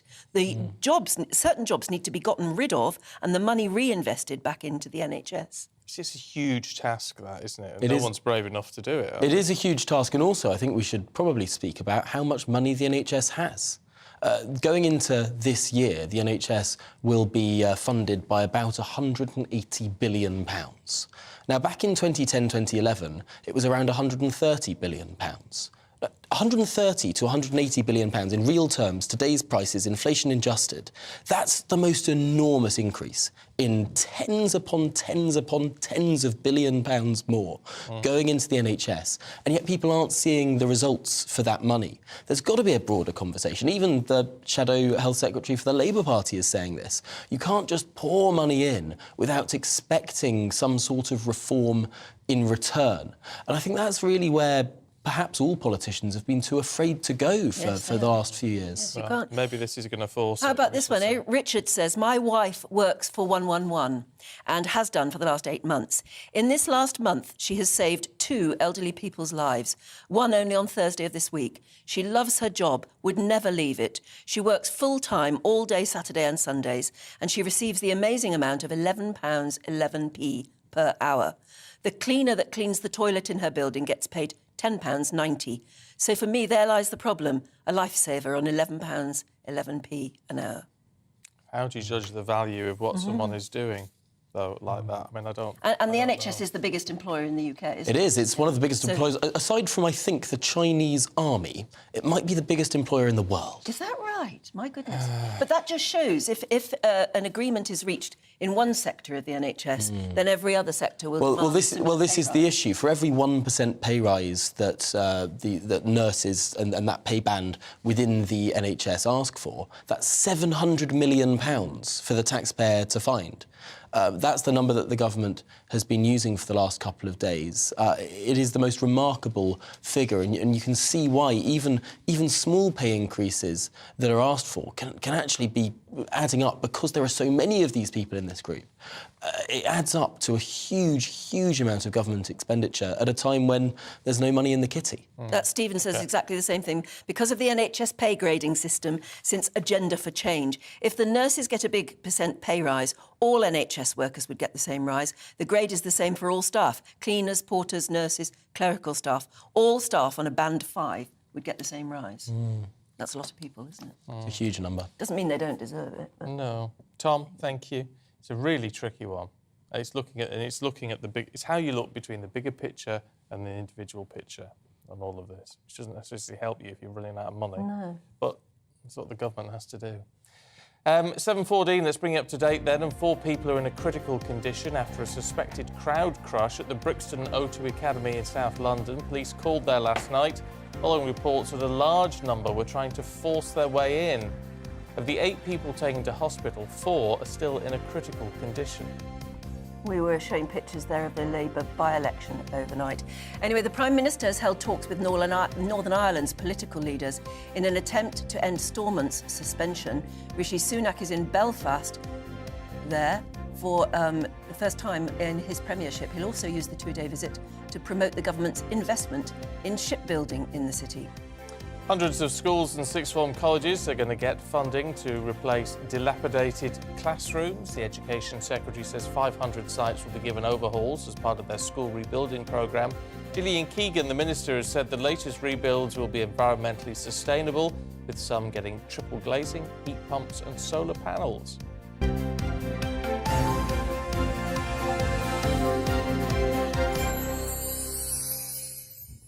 Sorry about that. We were showing some of the wrong pictures with the wrong headlines, but I'm sure you understood what was going on. Well, hopefully. Yeah. Now, our People's poll this morning also touched on the monarchy off the back of Harry and Meghan's controversial Netflix series. Yes, the poll found that 53% continue to support the monarchy, but 20% actually are in favour of an alternate elected head of state. Well, it comes as William and Catherine shrugged off the drama as they attended a special carol service in Westminster last night in honour of Queen Elizabeth. It's a lovely picture, that, isn't it? The first family, as they say. All matching or coordinated. Yeah, they really are. Very well coordinated. Even William's tie, look. Yes. Yeah, very nicely chosen. Nice too. Well, not coordinating this morning, but never mind. It's our royal reporter, Cameron Walker. Good to see you. Good to see you too. You've ploughed your way through all of this hoo-ha then, the latest 3. I have. Came out yesterday. I mean, it does seem like Harry's gone past the point of no return now, doesn't it? Perhaps. I think you're probably right there. I think it's clear there's a big breakdown in relationships, particularly with Harry and his brother, Prince William. I think it was evident that Prince Harry said he was terrified when he alleges his brother shouted and screamed at him during that so-called Sandringham summit, which was the big meeting at Sandringham between the Queen, Harry, Charles and William, where they tried to thrash out their so-called Megxit deal as Harry and Meghan decided to step back as working members of the royal family. Harry also accused his father, now the king, of not telling the truth during that particular summit. And he also accused the late Queen, bearing in mind she's not been dead that long, of just sitting back and saying nothing. So clearly highly controversial, but it's clear, I think, from the papers this morning that the British media, at least, is kind of overwhelmingly supportive of, as you just saw, the Prince and Princess of Wales and their children, and the working royals at this carol concert at Westminster Abbey, which paid tribute, actually, to the life and service of Her Majesty the Queen. Well, I mean, you watched all 6 now of the documentary series. You'll never get 6 hours of your life back, I must say. But, I mean, what was your overall impression? What do you think they're trying to say? Well, it's an interesting question. I think the final 3 episodes, which aired yesterday, were clearly a lot more explosive than the first 3 episodes. But to me, there's a lot of stuff which we've already heard before. And that begs the question, of course, what else is there to say? I think perhaps something that was quite controversial was Prince Harry blaming the Daily Mail for causing Meghan's miscarriage, which is clearly hugely incendiary. And the NHS website, I'm not a medical professional by any stretch of the imagination, but it is worth saying because many people have pointed this out online. The NHS website says an increased risk of miscarriage is not linked to your emotional state during pregnancy, such as being stressed or depressed. Clearly, Prince Harry can believe... That is very interesting. Yeah, clearly Prince Harry can believe what he wants, but the facts are there in black and white that it does not cause a miscarriage. Well, yeah. I mean, it's... You wonder when they're going to run out of steam with this. I mean, it's been interesting that through a lot of this, we've said, well, we sort of heard this in the Oprah interview. The book's launched in January. Well, we're going to pretty much have heard all of what's in the book in all of this Netflix series. Or will we? I mean, will there be something new in the book? Well, possibly. In the promo material we've had for this book, which is being released on January 10th, that it goes into detail about Harry's experience of walking behind his mother's coffin in 1997 following the death of Diana, Princess of Wales. So I think there's going to be a lot of background in terms of his childhood experiences and growing up, going into the army, the tours of Afghanistan, etc. We didn't really get much of that in either Oprah or this Netflix series. It was mainly about Meghan and perhaps their war with the British media and the fallout following their exits from the royal family. What is interesting is the US reaction overnight. After Oprah, the US was overwhelmingly positive of Harry and Meghan and very supportive. It's not quite the same this time. It seems to be quite nuanced. They also say that US critics are far from being supportive, actually, and yeah, they're kind of overwhelmingly supportive, I think, of perhaps Will and Kate. Gayle King, is it, the US anchor, who's always been a great mate of Meghan's, even she said on a programme that she was interviewing, she said the area they've been going into now is a bit dicey. Yes, I've read that, which is very interesting because we heard via a source from the Daily Mirror that Gayle King was in talks to do a promo interview with Prince Harry in the new year for his book Spare. So clearly, if even Gayle King is being not particularly supportive of the Duke and Duchess of Sussex following this documentary series, I'm not quite sure how likely it is that Harry will do a sit-down interview with her. In terms of response, we've had nothing, of course, from the palace. But we're not going to, are we? No, we're not. I've been told categorically that Buckingham Palace and Kensington Palace will not be commenting on this series. There was another GB News People's poll actually yesterday which found the public overwhelmingly supported that decision of the King not to respond to this series, and I think it just shows from the papers. I think the headlines would be a very different story if there had been a response. Instead, most of them are focusing on the carol service, which is clearly what those inside Buckingham Palace want us to be focusing on, rather than the noise coming from California. And of course, then there remains the problem of the coronation. I mean, if they came to the coronation now, they would create more headlines than the King, almost. And it would be a huge distraction, let alone really awkward for the family. What do you think they're going to do about that? I think perhaps we might see a repeat of what happens during the Queen's Platinum Jubilee celebrations, where they did appear once very in a public role, but were very much there as private citizens supporting the late Queen as part of her family, her personal family. However, I don't see a situation following this, and particularly following Spare, his book coming out on January 10th, where they can appear front and centre in Westminster Abbey. I think it would be quite incendiary. Supporting the Queen, fair enough. Yeah. But just to have them turn up supporting the King is...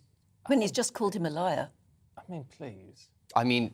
It's difficult to say, isn't it? Ultimately, it's going to be up to His Majesty the King to decide whether or not he wants his younger son and his daughter-in-law there. If they are there, I suspect they'll try and hide them away from the cameras. They clearly, as not working members of the royal family, are going to be processing in or perhaps even sitting in the royal box. But the King loves his son. He's always says that he loves his son, and I doubt that has changed now. So we'll just have to wait and see till May to see if Harry and Meghan turn up. But like you said, there's a danger that it's going to overshadow the whole event. Yeah. OK, Cameron, for now, thank you very much indeed. The royals never carry cash, of course. So which all the Queen, right, the Queen never did. Kathy, morning Kathy, says, my mum used to carry £4,000 in the bottom of her handbag just in case. Do you really mean 4,000? I don't, but yes, we live in the north. Oh, surely not. That's because earlier I was saying a member of our family who lived in the north and claimed that it was the thing to do. He always carried £200 cash on him, always, in case you needed it for a tip, in case you needed it for a quick round of drinks or whatever.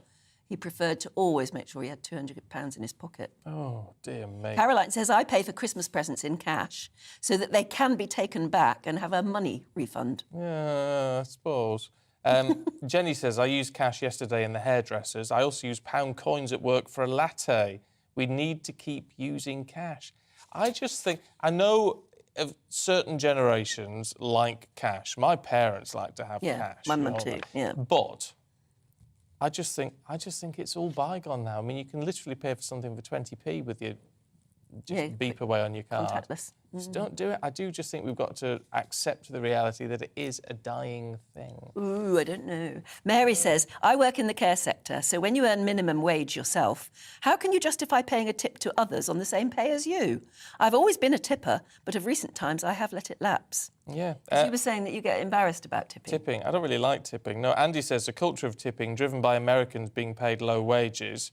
UK doesn't allow people to be paid below the minimum wage. We all choose our professions and nowhere does it mention tips. Do you get a tip? I don't. No, we don't. Actually. Well, but if you're in the... paid enough, though. If you're in the customer service sector, yeah, that's the thing. It's a relationship, isn't it? Sometimes I really don't mind tipping if, like, the service somewhere has been really good and you think, yes, that's It's a nice way of saying really well done. Yeah, but often you're expected to tip and the service is terrible. Yeah, it's when they're expecting you to. Philip says, I work on the principle of 10% when tipping. I also don't feel comfortable unless I have at least £100 cash in my pocket. I mean, I can't get over that. Have you got any cash in your pocket now? Nope, not a penny. Not a penny. Struggle to find any cash too. Anyway, let us know what you think. gbviews@gbnews.uk. Have you got any cash in your pocket, Cameron? I don't. I hardly ever carry cash anymore. So there you go. All with cards and pay on my phone as well. Yeah, yeah. There you go. We've got much more to come for you, including talk about spending. We'll bring you the latest retail figures. Are you hitting the high street rather than buying online?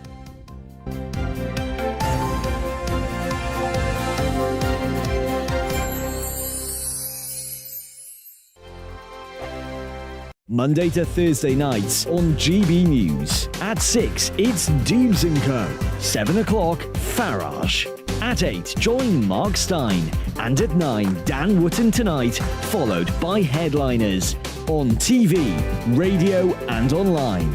This is GB News.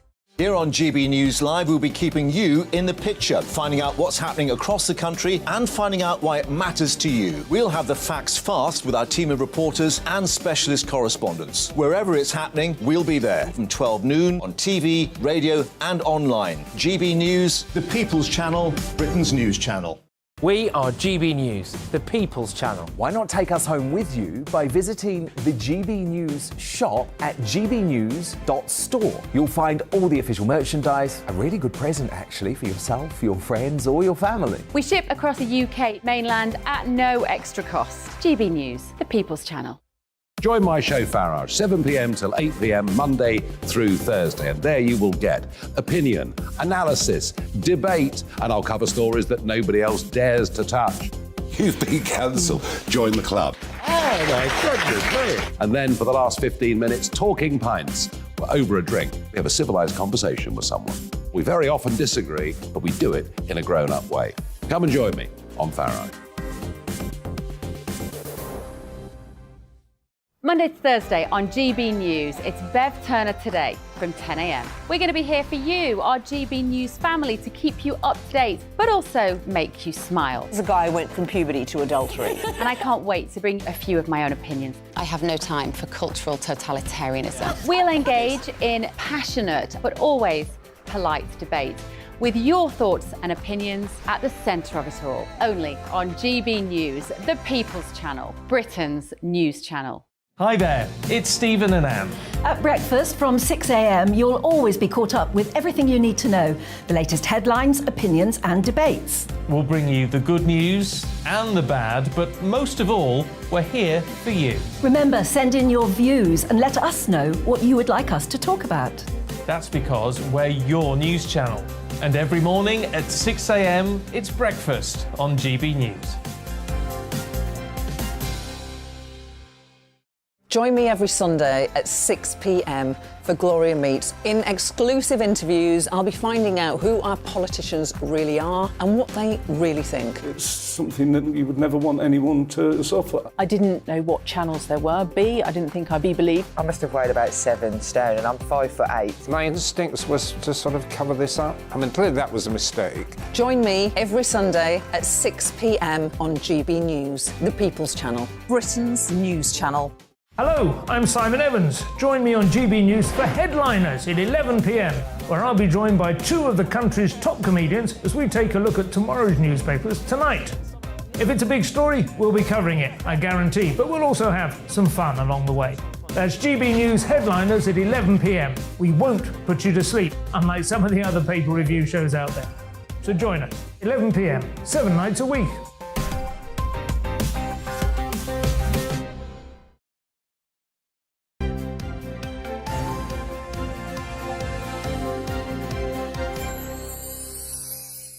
"7:29, good morning to you. This is Breakfast with Stephen and Anne.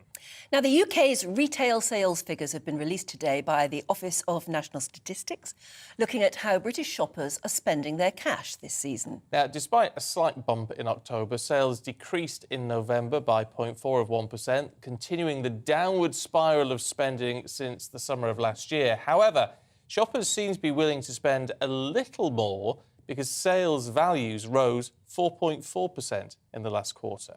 Here to talk about what all that means for our hard-earned cash, or card, this Christmas, is consumer expert Kate Hardcastle, who joins us now. Very good morning. Hello, Kate. So, it's interesting because there's another factor now in the mix, isn't there? That if you order online now, you might not get anything in time for Christmas, which presumably means we're going out back onto the high street, does it? It's a very changing picture when it comes to retail. The last 8 weeks of the year are so important to retailers in terms of the profit that they make and their goodwill, good luck and fortune for the next year ahead. And I think it's certainly been a challenging time for retailers on and offline. That's because generally the mood music of consumers has been very measured. We've seen headlines all throughout the year in terms of the costs going up, including the fact that we know that fuel's going to be going up again next April. And I think perhaps while some commentators were expecting that November, associated now with Black Friday and Cyber Monday, would see shoppers out in force in the stores, it's probably not been to the extent that people expected. Indeed, I've been speaking to retailers that had promotions during that period. They didn't get the sales quantities that they were expecting and then went with an even harder offer just a week after that promotional period to try and get the volumes they're expecting. Lots of retailers have stock that's been through the year. We haven't had the sales figures through the year on non-essential items, particularly the fashion lines. So people are getting discounts and deals out there, particularly in stores. But I think no matter where you go, and at the moment, it's quite challenging because people are trying to protect their wallets well into the 2023 calendar. And when it comes to things like the strikes with Royal Mail, of course, that's going to impact shoppers in terms of a return to the high street, which is why I think we're seeing a bit more bustle out there this week where people want to secure the items in their hands. That said, other couriers are still dealing with huge quantities, millions of parcels every day. So we must still be shopping to some extent online. Yeah, I mean, it's interesting. Sales values rising 4.4% in the last quarter. Well, yeah, I mean, you'd expect the figures to go up at this time of year, wouldn't you? Absolutely. We do spend the majority of our non-essential spending at this time of year. It's critical to retailers. I mean, an organisation like John Lewis would make the majority of its profit around this time. So it's kind of make or break for a lot of retailers, which is why, unfortunately, Stephen, you and I have talked in January before about retailers going bump around that January time of year. That tends to be the point that the retailers are holding on until to see if they can make it. We've got so much fluidity out there. We've got a fickle consumer now who's shopping very much emotionally. They're not showing that same loyalty to the big brands. So no one can really rely on the sales coming through the door. It's down to the quality of goods, the value, service being a really important factor, and also inspiration, ideas. People still like the retail theatre in terms of the experience element. It's still proven popular despite the fact that people have been more watchful of their cash. But it's clear too that the value operators are doing really well. You know, we just shown Primark there, but the Poundlands, the Primark of this world, really upping upping their ante in terms of their offer for a value price for the consumer. Does it mean that if they're withholding, or if we're withholding and they're not selling as much pre-Christmas, does it mean the New Year's sales might be really good for us or them? The end of the day, the stock needs to sell. So you could see the discounts really rise. You're probably going to see some of that impact even prior to January sales, actually, and probably we'll start to see discounting happening this week. In some cases, I think that's already happened online. I think what we've got to understand and accept is that even though we've had that news from the Bank of England this week, where Andrew Bailey was saying there might be a glimmer of hope, consumers are really aware of just how tough it's been and how tough it will continue to be. So with people like me going out onto your show and saying, look, don't spend if you don't need to, it's only a bargain if you've got the cash in the bank to afford it, I think hopefully people are listening to that message. And it's better that people spend and spend comfortably than spend and get into debt that's going to really hurt or impact them for months or years to come. OK. Kate, as always, good to see you. Thank you very much indeed. Look, don't go anywhere. We've got all the papers heading your way in just a few minutes.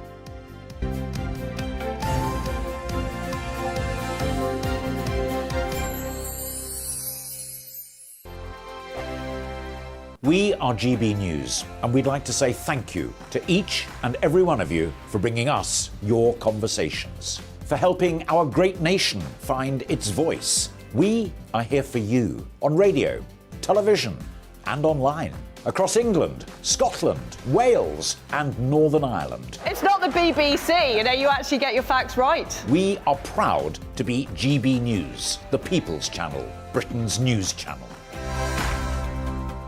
Monday to Thursday, 9 p.m. till 11 p.m. Join me, Dan Wootton. I'll bring you the sharpest takes and hottest debates. Do you not believe in prison? I don't believe in prisons. I'm completely stunned. I guarantee you there'll be no spin, no bias, no censorship. I actually was personally quite offended by it. And no reason to go to bed. So I guess they've always been quite woke. That's Dan Wootton tonight on TV, radio and online. Monday to Thursday from 9 p.m. till 11 p.m. on GB News. The People's Channel, Britain's news channel. My name's Tom Harwood, and join me 9:30 a.m. every weekday for The Briefing, your one-stop shop for everything you need to know about what's going on in politics today. I wonder if this is a deal that might need to be like the biscuits in this factory, twice baked. Is there not an opportunity here to win out against the extremes? Tom Harwood, GB News. What are you going to do about it?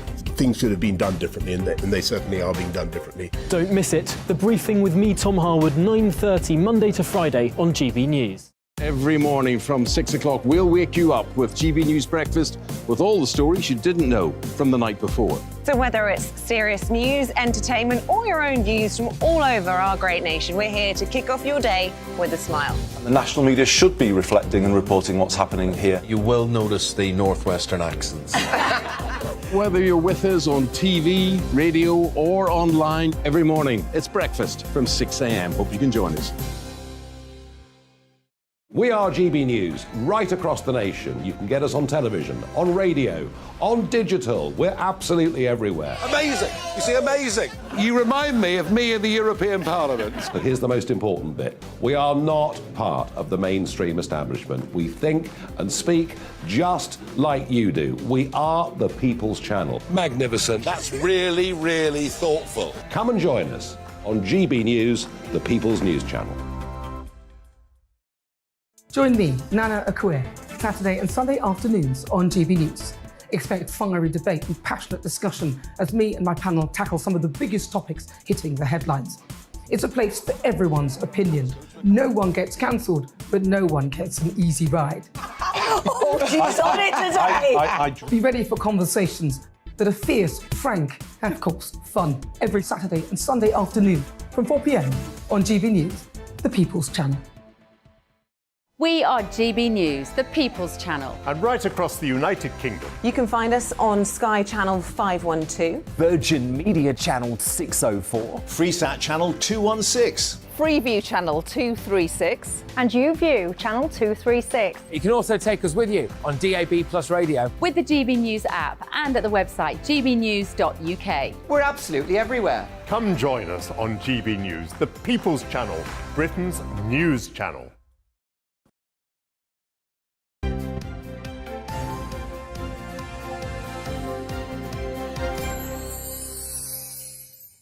7:38, good morning. You're watching and listening to Breakfast with Stephen and Anne. So let's have a look through the papers now. Joining us this morning, senior reporter from the newspaper, Benjamin Butterworth, and broadcaster Liz Kershaw, who's just come in from a cocktail party, I think. It is lovely having a bit of fur around your neck, isn't it? Adds a It's bit so of glamour. warm, and Yeah. I've been told I've got to unfasten it, though, because it was interfering with your microphone. Oh, well. You've been looking at this statistic that 1 in 8 people are paying for private healthcare. Yeah, this is according to the Office of National Statistics. Health, it's now becoming a two-tier system. 1 in 8 adults, actually just over 13%, had paid for private medical care, 5% using private health insurance, and 7% just dumping up the cash. And because what? Because they no longer trust the NHS. Because if you have a chronic condition such as the need for a new hip or knee, then you can wait 2 years. And I know people who've been living with we have worked with people, haven't we, who're living with chronic pain. But one of my relatives is about 72, and she was just so exhausted with the pain. You can't sleep, you lose your mobility, you've no quality of life. So in the end, she paid £10,000 and had a knee done. And but somebody I know, their father-in-law, similar situation, and paid £20,000. It might have been a double one or something. Anyway, and then was given the wrong medication, and is now like not it's as though he's got Alzheimer's now. So things can go wrong. But people are absolutely desperate, and I know somebody else who can't get up the stairs now.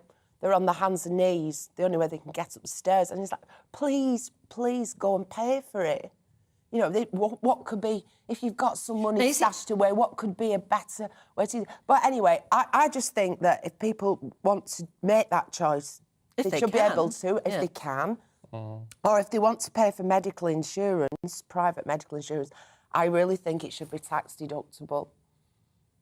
Well, is that good or bad for the National Health Service? Well, you're not imposing on the National Health Service, are you? You're not costing the National Health Service anything. So if you want to pay hundreds of pounds a month, which more elderly people have to get the cover, why should it not be tax deductible? I must say, the long delays are scary, aren't they? Terrifying. Bit of a pipe dream, I think, tax deductible.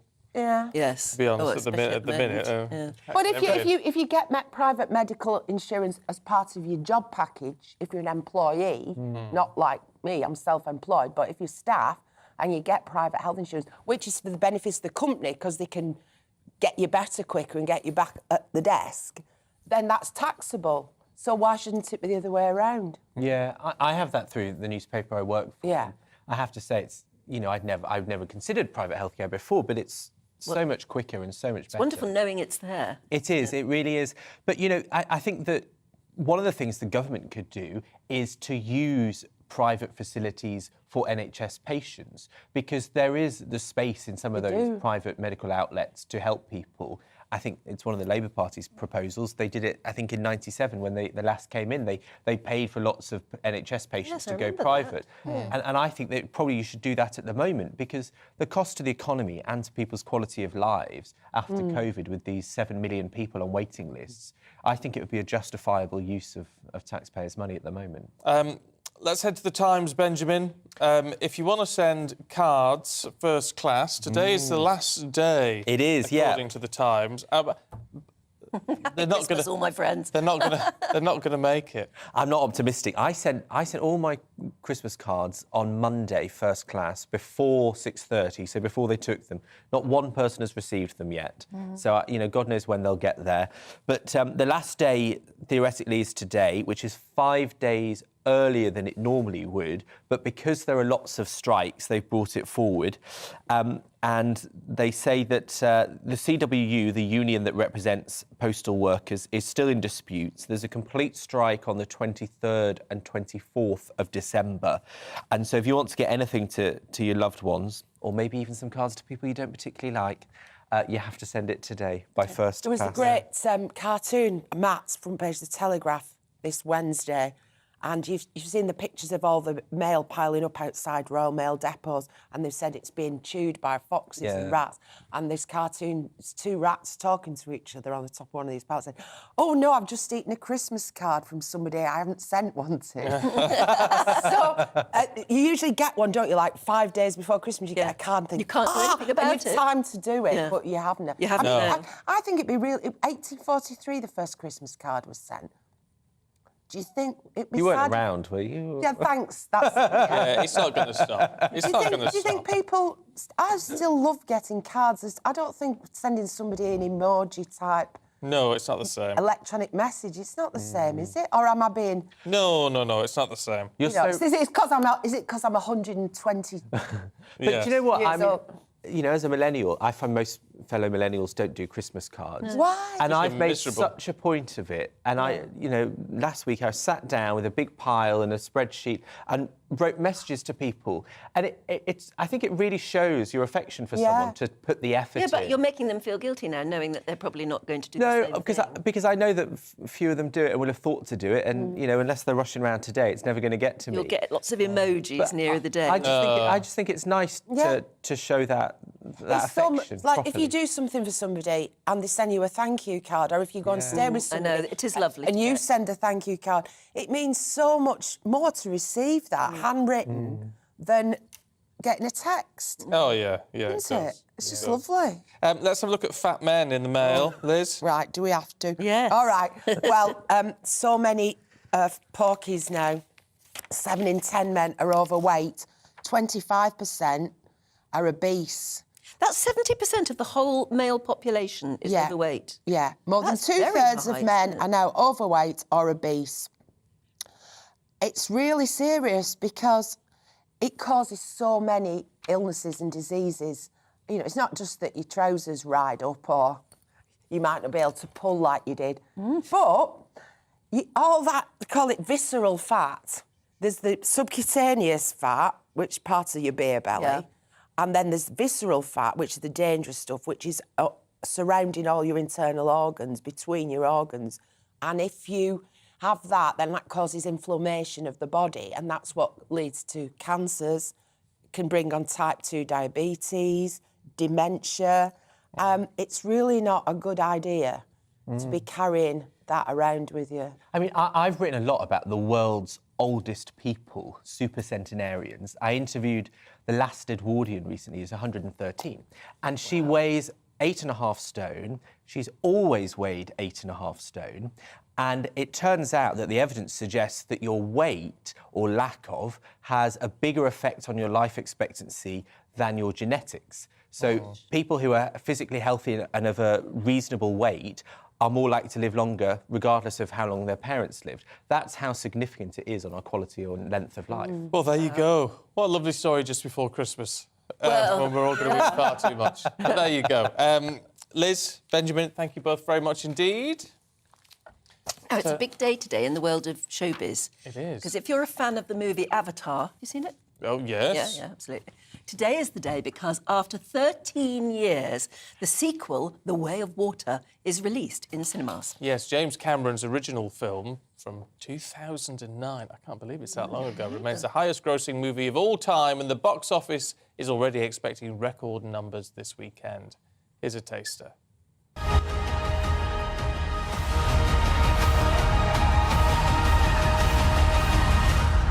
Let's get it done.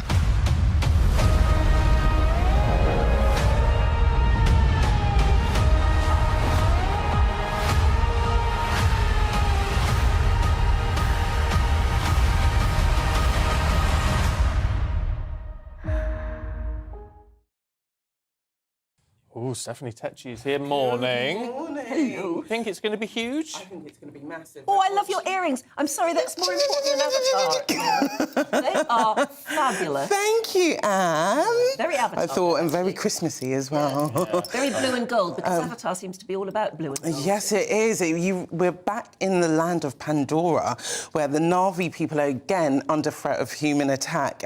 I watched it on Monday earlier this week, and it was amazing. It's quite a long film. It's It's like over 3 hours. Last one was as well. Yeah, it's like when you watch it, you forget, oh my gosh, I've actually been in the cinema for 3 hours. But it's worth it because the visual effects is so amazing for it and incredible. This weekend, it's tipped to be taking about £500 million in its opening weekend, and it's going to be screened in over 52,000 cinemas worldwide. And we're going to have the cast that's going to include Sam Worthington, Zoe Saldana, Sigourney Weaver and Kate Winslet. So it's reuniting for Kate Winslet and James Cameron, the director, because Titanic. they starred together in Titanic, and she incredibly held, in one scene, she held her breath for about 7 minutes and 15 seconds underwater, smashing her previous record from Titanic, which was 6 minutes and 15 seconds. I'll tell you what, I'm not too sure. I loved Avatar. I thought it was amazing. And the hype beforehand was absolutely huge. Yeah. And I wonder if the gap has been a little bit too long here. I think it's actually made people want it more because it's been 13 years and, you know, it was the highest grossing film, the first one, of all time. So I think there's that curiosity of what's going to be happening next. And they've already filmed the third instalment, which will be coming out in December 24th. Do you have to have seen the first to get the second? I don't think so, because that was putting me off a bit, because I watched the first, but because it's can't 13 remember it, years frankly. ago, I was like, oh... But when you watch it, it takes you on a new journey, and it actually makes references to the first one, so you can watch the second one as a first-timer and be fine.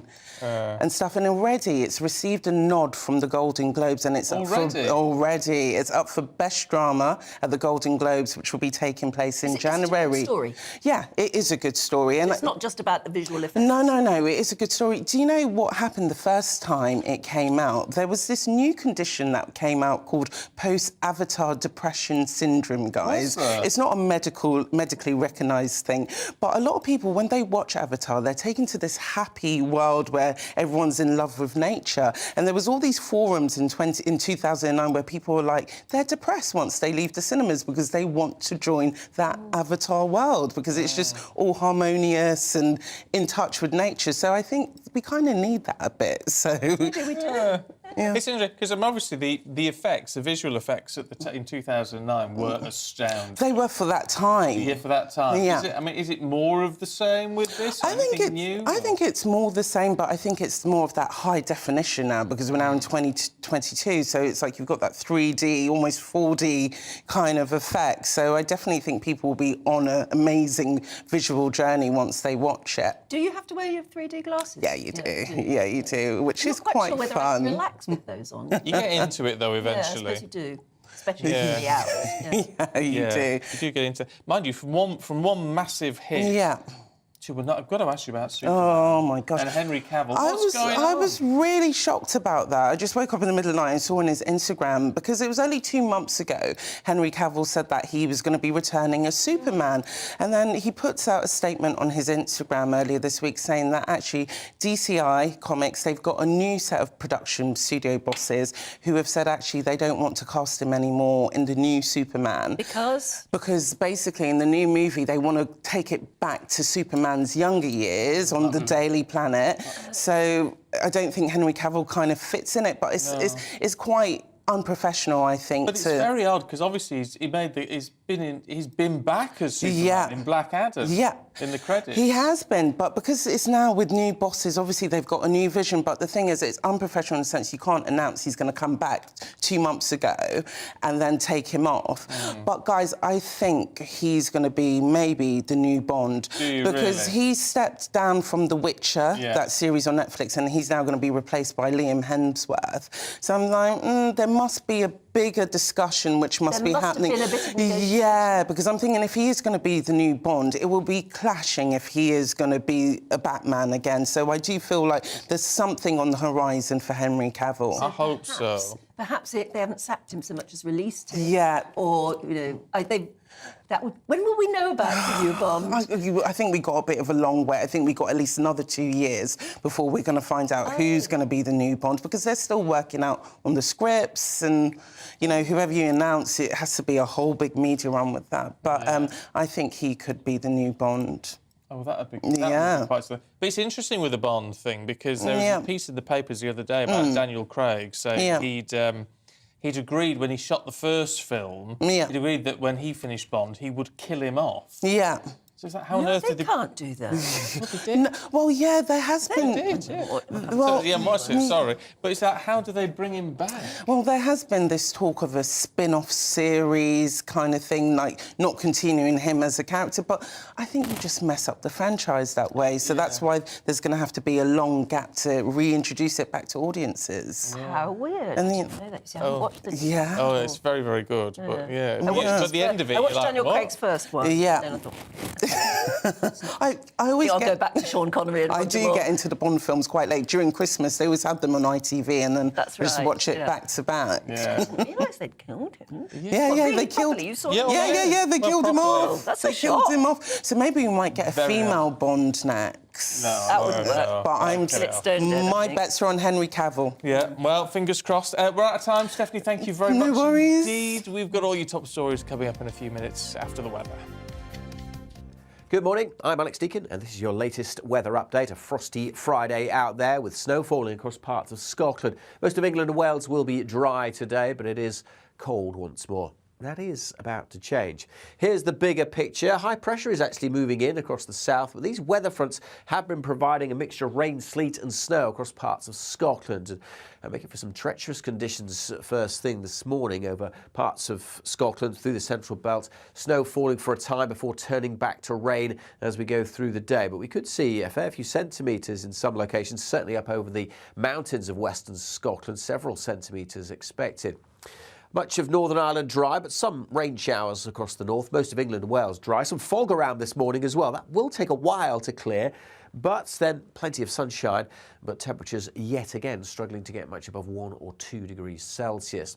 Now, wintry weather continues across parts of Scotland. More and more turning to rain at low levels, certainly, but more snow over the higher routes here, and everything could freeze up through this evening, so it may well turn icy. And we'll see a few more showers just drifting into southern Scotland, then northern England overnight. So again, it could be icy. It's going to be a cold evening if you're heading out tonight. Temperatures by morning, again, well below freezing across England and Wales. A little milder further north, where we'll have more cloud.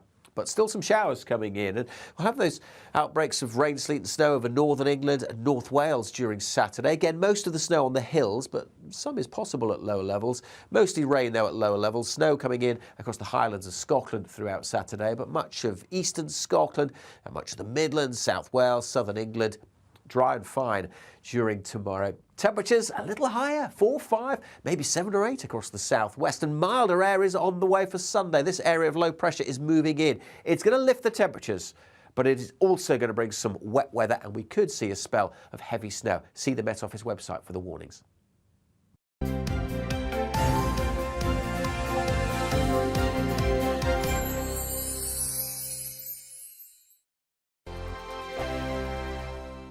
Hello there, it's Eamon Holmes here from Breakfast on GB News. We're not just on your television and your screens, you know. We're on DAB plus digital radio, so you can listen to your favourite shows on the move. If you've not yet listened to GB News Radio, it's very simple. We're on your radio player and TuneIn apps, on your smart speaker, phone or tablet, or online at gbnews.uk. Take us with you wherever you go. GB News Radio. You never have to miss a moment of the People's Channel.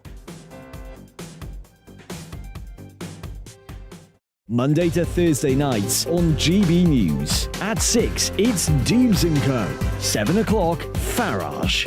At 8, join Mark Stein. And at 9, Dan Wootton Tonight, followed by Headliners. On TV, radio and online. This is GB News. Join me, Lawrence Fox, on GB News. Frank, fun, fearless and sometimes serious. Much as I love a Friday night punch-up, what I really want is a battle of ideas. I want to look at things differently. I want to hear different voices and engage with your unique experiences. Every Friday at 7 p.m. on GB News. Hello, I'm Esther McVeigh. And I'm Philip Davis. Whether you're watching or listening on TV, online or on radio, we handpick the latest stories, debates and expert opinions for your weekend. So whether that's politics, news or showbiz, we've got it covered. Join us every Saturday morning at 10 o'clock on GB News. Hello, I'm Michelle Dewberry, and you can join me every weekday 6 till 7 on Jubes & Kerr. Me and my panel will get stuck right into the day's events, and I can tell you, in fact, I can warn you, expect some robust debates, some strong opinions and perspectives from both sides of the fence. It's about you at home as well. I love to read out all of your comments, or at least as many as I can. So join me, Michelle Dewberry, Monday to Friday, 6 till 7 on Jubes & Kerr. I'm Mark Dolan. Join me at 11 on GB News for Headliners, in which I'll be joined by two of the UK's top comedians discussing tomorrow's papers. If it's an important story, we'll cover it, but we'll have some fun along the way. Headliners, the late night paper review that won't send you to sleep like the others will. 7 nights a week at 11 p.m. on GB News.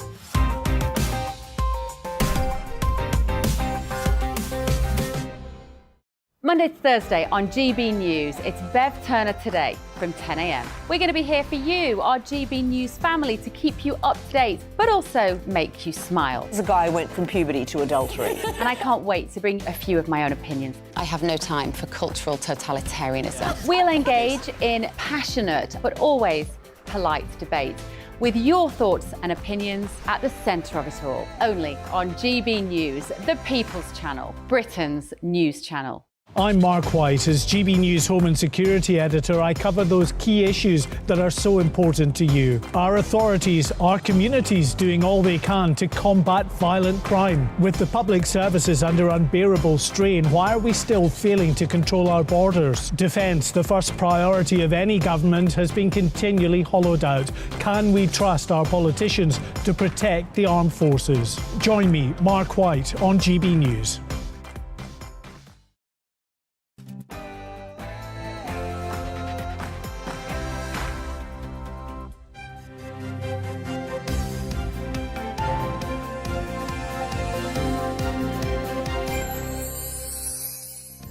Another day of strikes ahead as rail workers fail to resolve disputes, causing misery for commuters.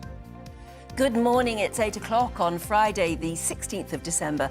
This is Breakfast on GB News with Stephen and Anne. Well, members of the RMT will walk out this morning for 48 hours. It comes the morning after nurses took to the picket line for the largest action of its kind in NHS history. And it's not over yet. They'll strike again next week when ambulance workers will also join in. So today we are asking, do you support the strikes and who do you blame for the winter walkouts? Find out when we reveal the results of the GB News People's Poll.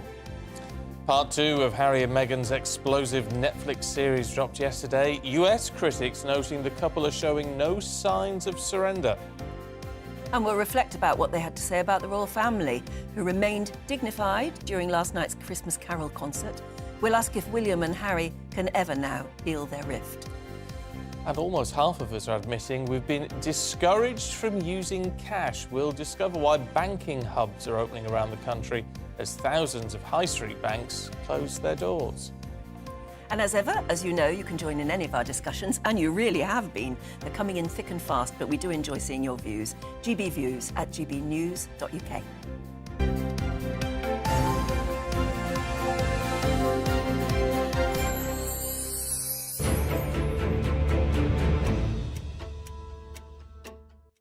So let's kick off with this week's People's Poll. Should win today, as we know, starts the start of yet another rail strike. RMT members walking out until the end of Saturday, hitting services throughout England, Scotland and Wales. So we asked whether you would support the ongoing industrial action. 44% said yes, they support it. 29% oppose it. And about 14% really don't know where they stand on it. When asked who you blame for the strikes, 37% saying the government, 28% blaming the trade unions. Interesting that, isn't it? Joining us now for an update on all of those things, all of those results of the poll and all of our strikes, is Alice Porter, who is in Reading, I think. Looks a bit chilly there in Reading, but what's the mood? What's going on behind you now? Good morning. Well, there's been a steady stream of people coming into Reading Station, but that's only because services only recently began operating. The first train out of Reading into London was about 10 to 8, which for a lot of people who need to get to work and get across the capital, it wouldn't really do them much good. And for those who do manage to get it into London, we've got further bus strikes that are also taking place in parts of London. Now, the Elizabeth line is still operating, although it is at a reduced capacity. It's only at certain hours. And I think there was, I suppose, an extra aspect of gloom yesterday when it was announced that rail workers who operate on the Elizabeth line have also balloted in favour of industrial action, which I think will be a particular sort of extra blow to the government, because the Elizabeth line has very much sort of supported rail services and also on the London Underground as well. So that's sort of an extra aspect there, which is going to make it even more difficult. I was actually just looking on Network Rail's website, and it just shows the sort of timetable of strikes up until the new year, and it just looks so grim. There's obviously just no sort of normal running services until the 9th of January, which seems very much a long way from now. I think the only good thing I can sort of say on this chilly Friday morning is that we had the news yesterday that baggage handlers at Heathrow, which is just 27 miles from where I am now, they've said they won't be going on strike. And we had the news a couple of days ago that the Eurostar will still be operating because staff were going to be striking there. So I guess the good news is if you're wanting to fly or get the Eurostar and get away for Christmas, it's going to be a little bit easier than it was going to be up until quite recently. But we're still seeing an enormous impact on our rail services. And I suppose many people, regardless of where you sit within the dispute, are obviously desperately hoping that there can be some resolve between the government and the RMT union, because the TSSA union, they have accepted the deal from the government a couple of days ago. So I think that the pressure is particularly on the RMT union, who are striking today to resolve this issue with the government. OK, Alice, thanks very much indeed. Well, let's see what the former Chief Secretary to the Treasury, David Mellor, makes it of all. He's here. David, good to see you this morning. I mean, is the pressure piling on the unions or piling on the government? Well, I mean, I must say I do find looking at these polls every week is riveting. This is the most riveting one so far, because for me, the contrast between, I got into Parliament in 1979 on the back of public revulsion at the behaviour of the unions. But there isn't much sign of public revulsion in this poll. And I think that's very significant. And if I was one of Rishi Sunak's merry men, now I don't think they're probably that merry at the moment, I would be feeling quite troubled about this. I mean, 44% support the strikes. That's a big, high figure. Now, of course, these can be very soft, these figures, and once the whole thing begins to bite, as it's going to do over the next 2 weeks, and people really begin to see what the impact of these strikes cumulatively, because this is a sort of mini general strike, then that may change. But I think that if I was, even the thing that the Tory party ducked doing, which they said they were going to do, and now they say they probably will do, which is to suggest that, legislation is passed to make sure that there is no, you can't totally withdraw your service. I mean, only 29% of the public support that, and 44% don't. Is it because the trades unions are doing a much better job of public relations? No. I mean, you look at Mick Lynch, I mean, heavens above. I mean, he was even invited on to Have I Got News for You, though. I mean, he's trying to come over. We've all been invited to her. As the a sensible human ones being. amongst us say no. But basically, let me just say, I don't think the trades unions are any more alluring than they've ever been. But and I speak, by the way, with two grandfathers who are both working class trades unionists, so I don't have some sort of class objections. I just think a lot of these people, when you look at Mick Lynch, his political agenda is altogether too obvious. But it may well be that the public have seen things, certainly with regard to the nurses, but maybe with regard to other public services, that they don't think these people should be paid an increase that's way less than inflation. But you see, this is where the government is caught, rats in traps, as it were, because, first of all, if you do not drive down on inflation by not having inflationary wage increases, you'll never get rid of inflation. It's what John Major used to say, but I think for various reasons, because it brings back some memories of John Major that people don't necessarily want in terms of economic handling. But the idea, what he said was, there is no gain without pain.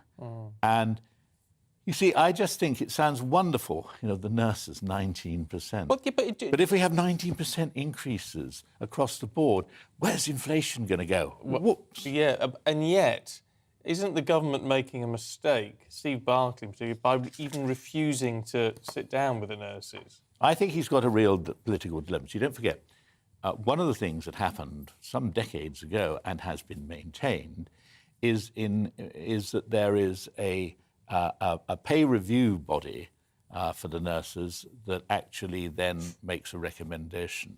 If the government says, oh, let's forget about the recommendation, they are up the creek in a barbed wire canoe, in my opinion. Right. And what's the recommendation been?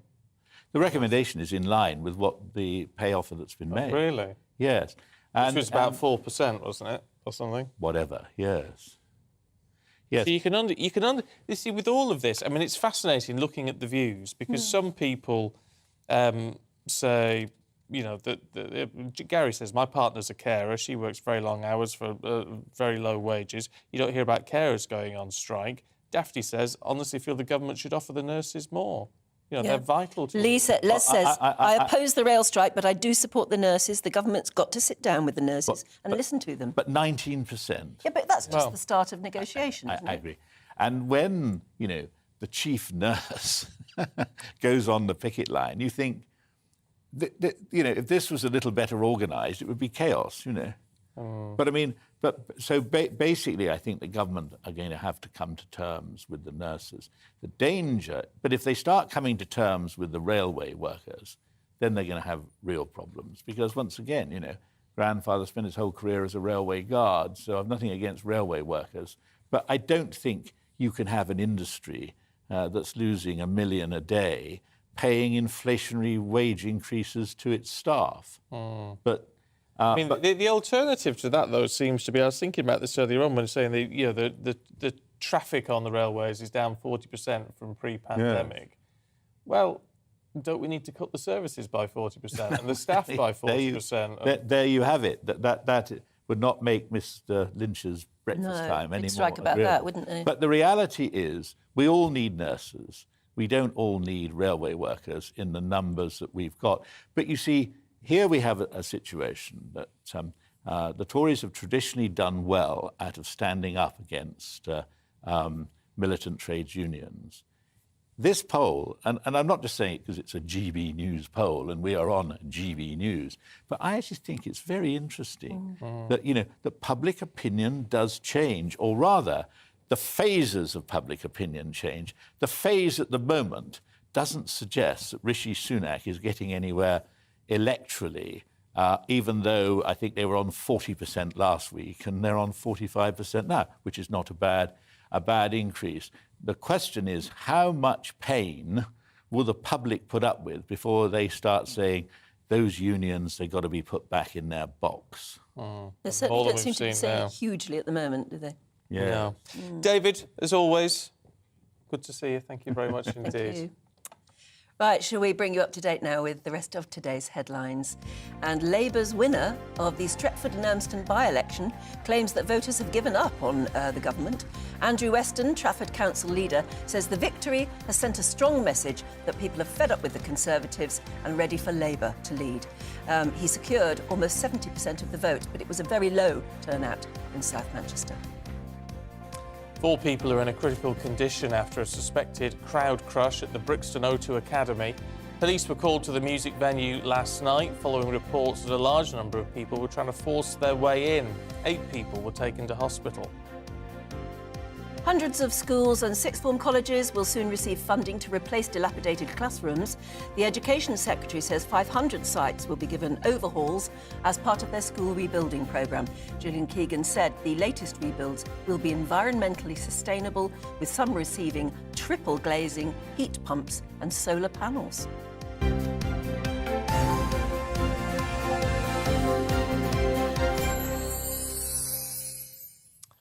Well, the People's Poll also touched on the monarchy Well, we've got to, haven't you, off the back of that Netflix series.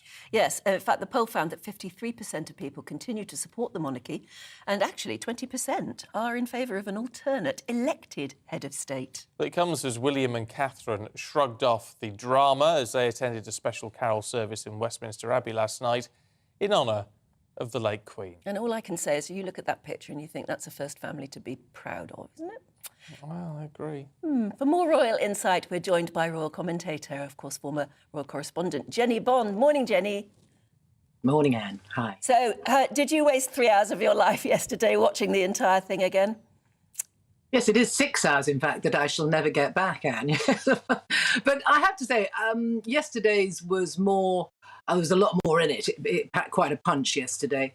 And in the end, I suppose my question of why they were doing it was partially answered, because that's what I really want to know. What was their motive? And Meghan at the beginning said, well, we may as well tell our story ourselves if other people are going to tell it. Fair enough. But towards the end, Harry said that you can't move on to the next chapter until you've finished with the first. And I get that, but I think this kind of closure, we're going to use that term, is usually carried out in a therapist's chair. And in fact, we did see them both undergoing therapy. And I think that would be a better place for this dirty laundry to have been washed. I'm very happy that they are skipping happily through the sand in California and having a wonderful life. I mean, I'm truly happy, actually, that Harry has found peace and harmony in his life. But I don't know why they had to be so vitriolic and pour so much hurt in the direction of the family over here once they'd achieved that. I don't know. I'd question whether Harry's got any sort of peace at all, really, in all of this. But I mean, what is difficult, I think, and not unexpected. He's had a go at his father. He's had a go at his brother over. I mean, being yelled at by your brother doesn't seem to be that controversial to me or to anyone we've talked to this morning. But he also, in that little segment, he basically criticised the Queen, didn't he?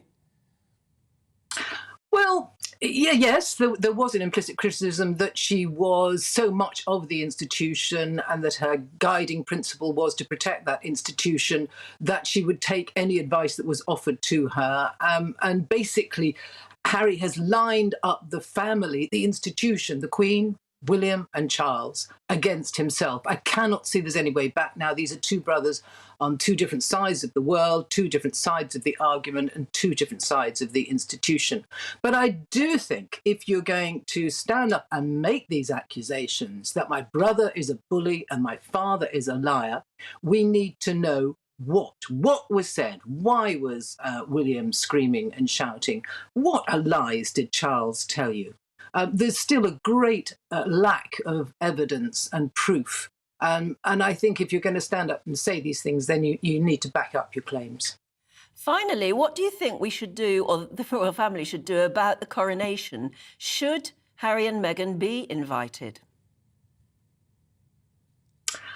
I think the dignified and gracious way of dealing with that is, yes, they should be invited, and leave it to them whether they want to come along, whether they want to play a subdued role as they did during the Jubilee celebrations. Yes, I think they should be invited. I don't think Charles is vindictive. My goodness me, you know, he's a dad. You know, it's only 5 years since Charles on air talked about Harry as my darling boy. And in the documentary itself, Harry said, oh, my father said, darling boy, this.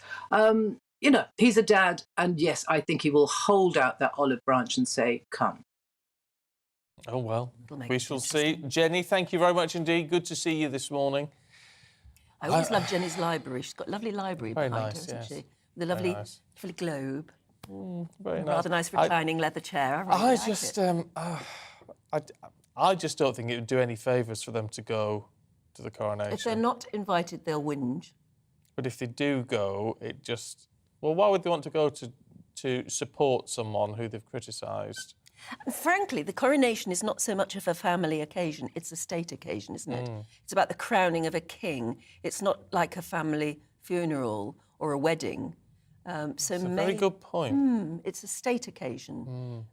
So you could argue that, you know, it's only matters of state and people who are involved in matters of state. I'm hurtling towards the idea as well that if they really want out, then let them be properly out?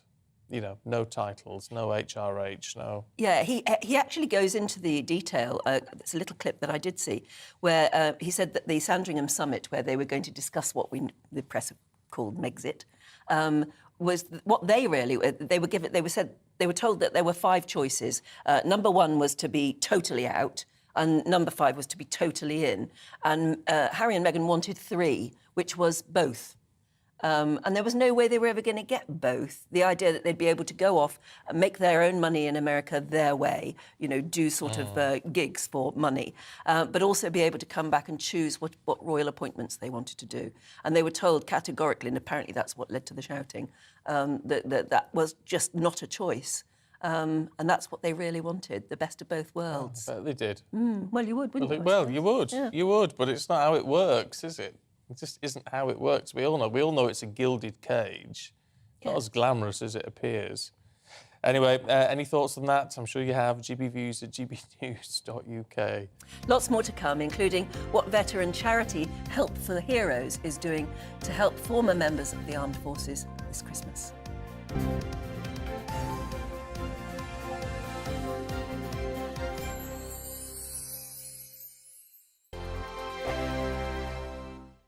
Monday to Thursday nights on GB News. At 6, it's Deebs & Co. 7 o'clock, Farage. At 8, join Mark Stein. And at 9, Dan Wootton Tonight, followed by Headliners. On TV, radio and online. This is GB News. Here on GB News Live, we'll be keeping you in the picture, finding out what's happening across the country and finding out why it matters to you. We'll have the facts fast with our team of reporters and specialist correspondents. Wherever it's happening, we'll be there from 12 noon on TV, radio and online. GB News, the People's Channel, Britain's news channel. We are GB News, the People's Channel. Why not take us home with you by visiting the GB News shop at gbnews.store. You'll find all the official merchandise, a really good present actually for yourself, your friends or your family. We ship across the UK mainland at no extra cost. GB News, the People's Channel. Join my show Farage, 7 p.m. till 8 p.m. Monday through Thursday, and there you will get opinion, analysis, debate, and I'll cover stories that nobody else dares to touch. You've been cancelled. Join the club. Oh my goodness, brilliant. And then for the last 15 minutes, talking pints. We're over a drink. We have a civilised conversation with someone. We very often disagree, but we do it in a grown-up way. Come and join me on Farage. Monday to Thursday on GB News, it's Bev Turner Today from 10 a.m. We're going to be here for you, our GB News family, to keep you up to date, but also make you smile. The guy went from puberty to adultery. And I can't wait to bring a few of my own opinions. I have no time for cultural totalitarianism. We'll engage in passionate, but always polite debate, with your thoughts and opinions at the centre of it all. Only on GB News, the People's Channel, Britain's news channel. Hi there, it's Stephen and Anne. At breakfast from 6 a.m, you'll always be caught up with everything you need to know, the latest headlines, opinions and debates. We'll bring you the good news and the bad, but most of all, we're here for you. Remember, send in your views and let us know what you would like us to talk about. That's because we're your news channel. And every morning at 6 a.m, it's breakfast on GB News. Join me every Sunday at 6 p.m. for Gloria Meets. In exclusive interviews, I'll be finding out who our politicians really are and what they really think. It's something that you would never want anyone to suffer. I didn't know what channels there were. I didn't think I'd be believed. I must have weighed about 7 stone and I'm 5'8". My instincts was to sort of cover this up. I mean, clearly that was a mistake. Join me every Sunday at 6 p.m. on GB News, the People's Channel, Britain's news channel. Hello, I'm Simon Evans. Join me on GB News for Headliners at 11 p.m, where I'll be joined by 2 of the country's top comedians as we take a look at tomorrow's newspapers tonight. If it's a big story, we'll be covering it, I guarantee, but we'll also have some fun along the way. That's GB News Headliners at 11 p.m. We won't put you to sleep, unlike some of the other paper review shows out there. So join us, 11 p.m, 7 nights a week.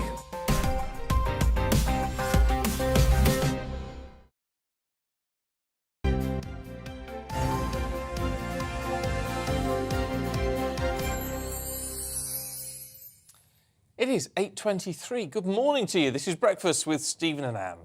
Now, whilst Christmas can be full of jolly times or overbearing families, for many the festive season can be desperately tough, with those struggling with isolation or loneliness. Well, in fact, a YouGov survey showed 70,000 veterans are facing loneliness, some even shutting themselves off from family, friends and community when really they probably need them the most. Now, one of the leading veterans' charities, Help for Heroes, is asking volunteers to lend an ear or a kind word this Christmas. Well, let's find out how from Army veteran and Help for Heroes advocate Mark Elliott, who joins us now. Mark, good morning to you. Lovely to see you.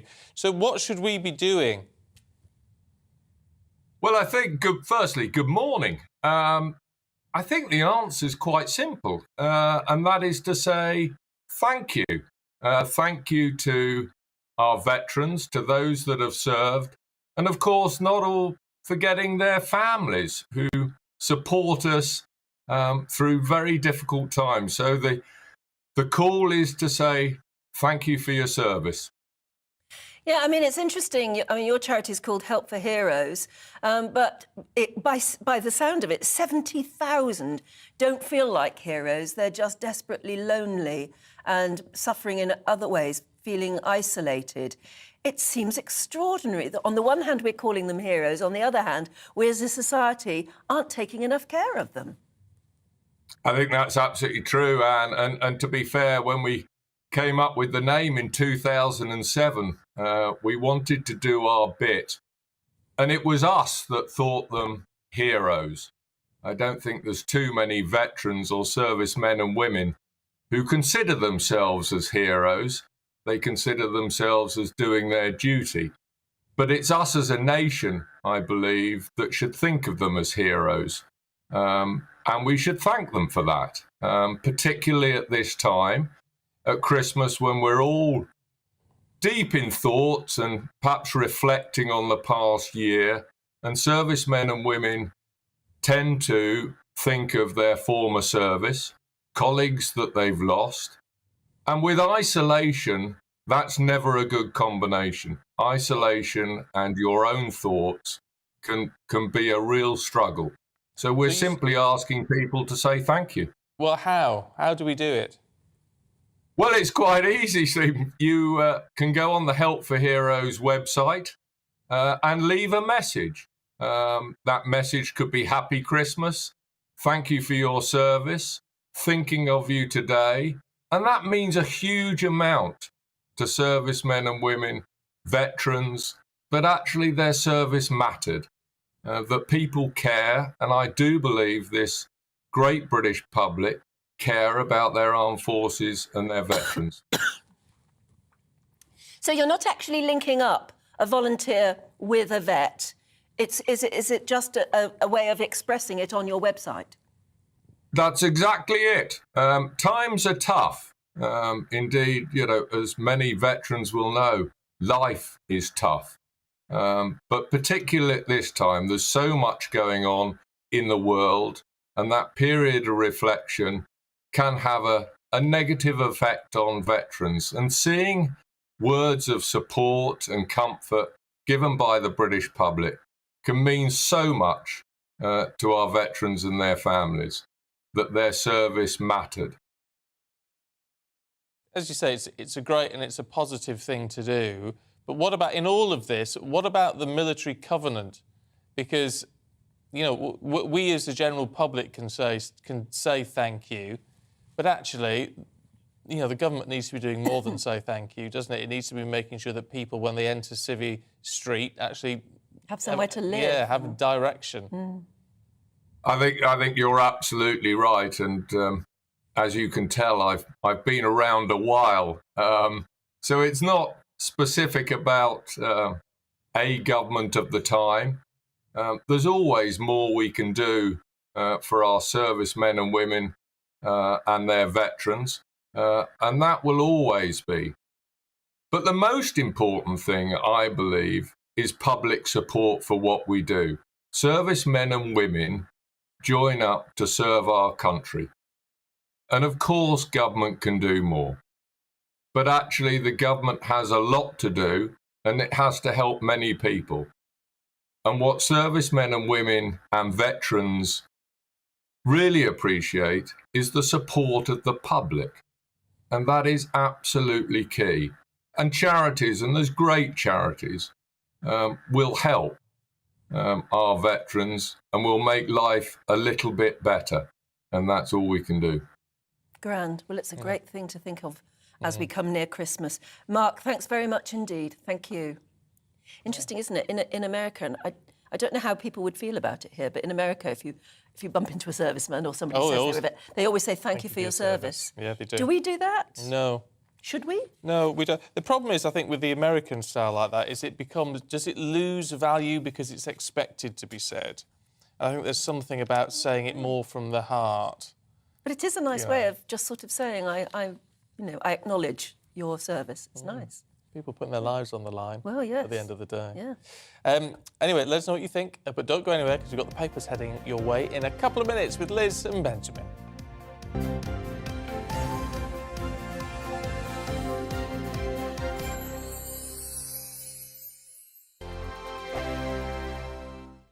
We are GB News, and we'd like to say thank you to each and every one of you for bringing us your conversations, for helping our great nation find its voice. We are here for you on radio, television, and online, across England, Scotland, Wales, and Northern Ireland. It's not the BBC, you actually get your facts right. We are proud to be GB News, the People's Channel, Britain's news channel. Monday to Thursday, 9 p.m. till 11 p.m. Join me, Dan Wootton. I'll bring you the sharpest takes and hottest debates. Do you not believe in prisons? I don't believe in prisons. I'm completely stunned. I guarantee you there'll be no spin, no bias, no censorship. I actually was personally quite offended by it. And no reason to go to bed. So I guess they've always been quite woke. That's Dan Wootton tonight on TV, radio and online. Monday to Thursday from 9 p.m. till 11 p.m. on GB News. The People's Channel, Britain's news channel. My name's Tom Harwood, and join me 9:30 a.m. every weekday for The Briefing, your one-stop shop for everything you need to know about what's going on in politics today. I wonder if this is a deal that might need to be like the biscuits in this factory, twice baked. Is there not an opportunity here to win out against the extremes? Tom Harwood, GB News. What are you going to do about it? Things should have been done differently, and they certainly are being done differently. Don't miss it. The Briefing with me, Tom Harwood, 9:30 Monday to Friday on GB News. Every morning from 6 o'clock, we'll wake you up with GB News Breakfast with all the stories you didn't know from the night before. So whether it's serious news, entertainment, or your own views from all over our great nation, we're here to kick off your day with a smile. And the national media should be reflecting and reporting what's happening here. You will notice the northwestern accents. Whether you're with us on TV, radio, or online, every morning, it's breakfast from 6 a.m. Hope you can join us. We are GB News, right across the nation. You can get us on television, on radio, on digital. We're absolutely everywhere. Amazing! You see, amazing! You remind me of me in the European Parliament. But here's the most important bit. We are not part of the mainstream establishment. We think and speak just like you do. We are the People's Channel. Magnificent. That's really, really thoughtful. Come and join us on GB News, the People's News Channel. Join me, Nana Akue, Saturday and Sunday afternoons on GB News. Expect fiery debate and passionate discussion as me and my panel tackle some of the biggest topics hitting the headlines. It's a place for everyone's opinion. No one gets cancelled, but no one gets an easy ride. Oh, she's on it today! Be ready for conversations that are fierce, frank, and of course, fun. Every Saturday and Sunday afternoon from 4 p.m. on GB News, the People's Channel. We are GB News, the People's Channel. And right across the United Kingdom. You can find us on Sky Channel 512. Virgin Media Channel 604. Freesat Channel 216. Freeview Channel 236. And YouView Channel 236. You can also take us with you on DAB Plus Radio. With the GB News app and at the website gbnews.uk. We're absolutely everywhere. Come join us on GB News, the People's Channel, Britain's news channel.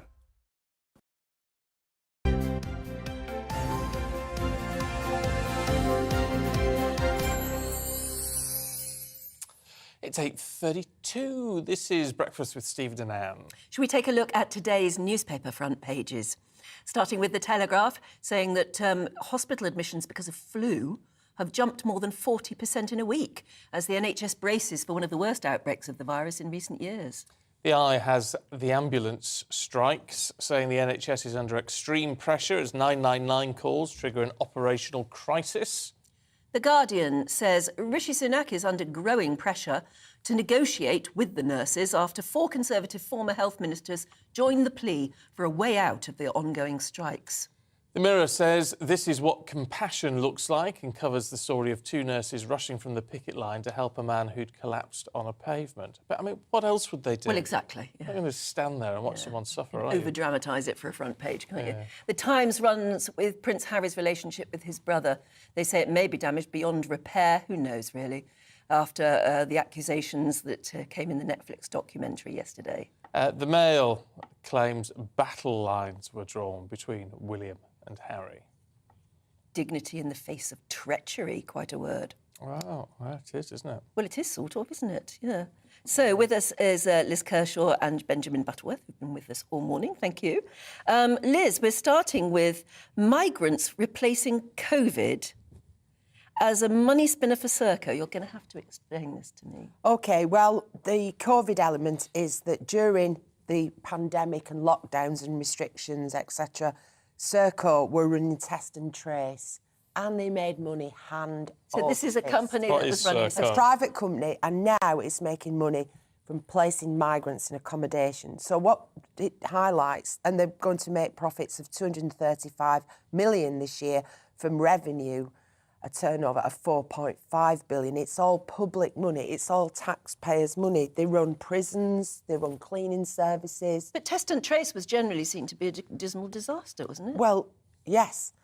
And it's just outstanding that things that are supposed to be public services are outsourced and privatised, because as soon as you privatise, give something to a private company, they're going to add a premium, aren't they, because they need to make a profit. Well, except but the counter-argument to that is they run it more efficiently. Well, test and trace, was that... Well, no, but that was something brand new that's never been done before. Anyway, they're now making money, because as we know, it costs nearly £6 million a day to house migrants in hotels currently, and now they're getting ex-military sites and holiday camps after ready. impressing us all with test and trace, they've now got another big government... Well, it just seems that whatever service the government needs, it's placed largely in the hands of Serco. So what Serco do is they go to places where accommodation is very cheap. Like Pontin's holiday camp. Well, places like Rochdale or Oldham, where I'm from, where there's run-down accommodation and they can get it cheaper off private landlords, etc., and they make money out of it.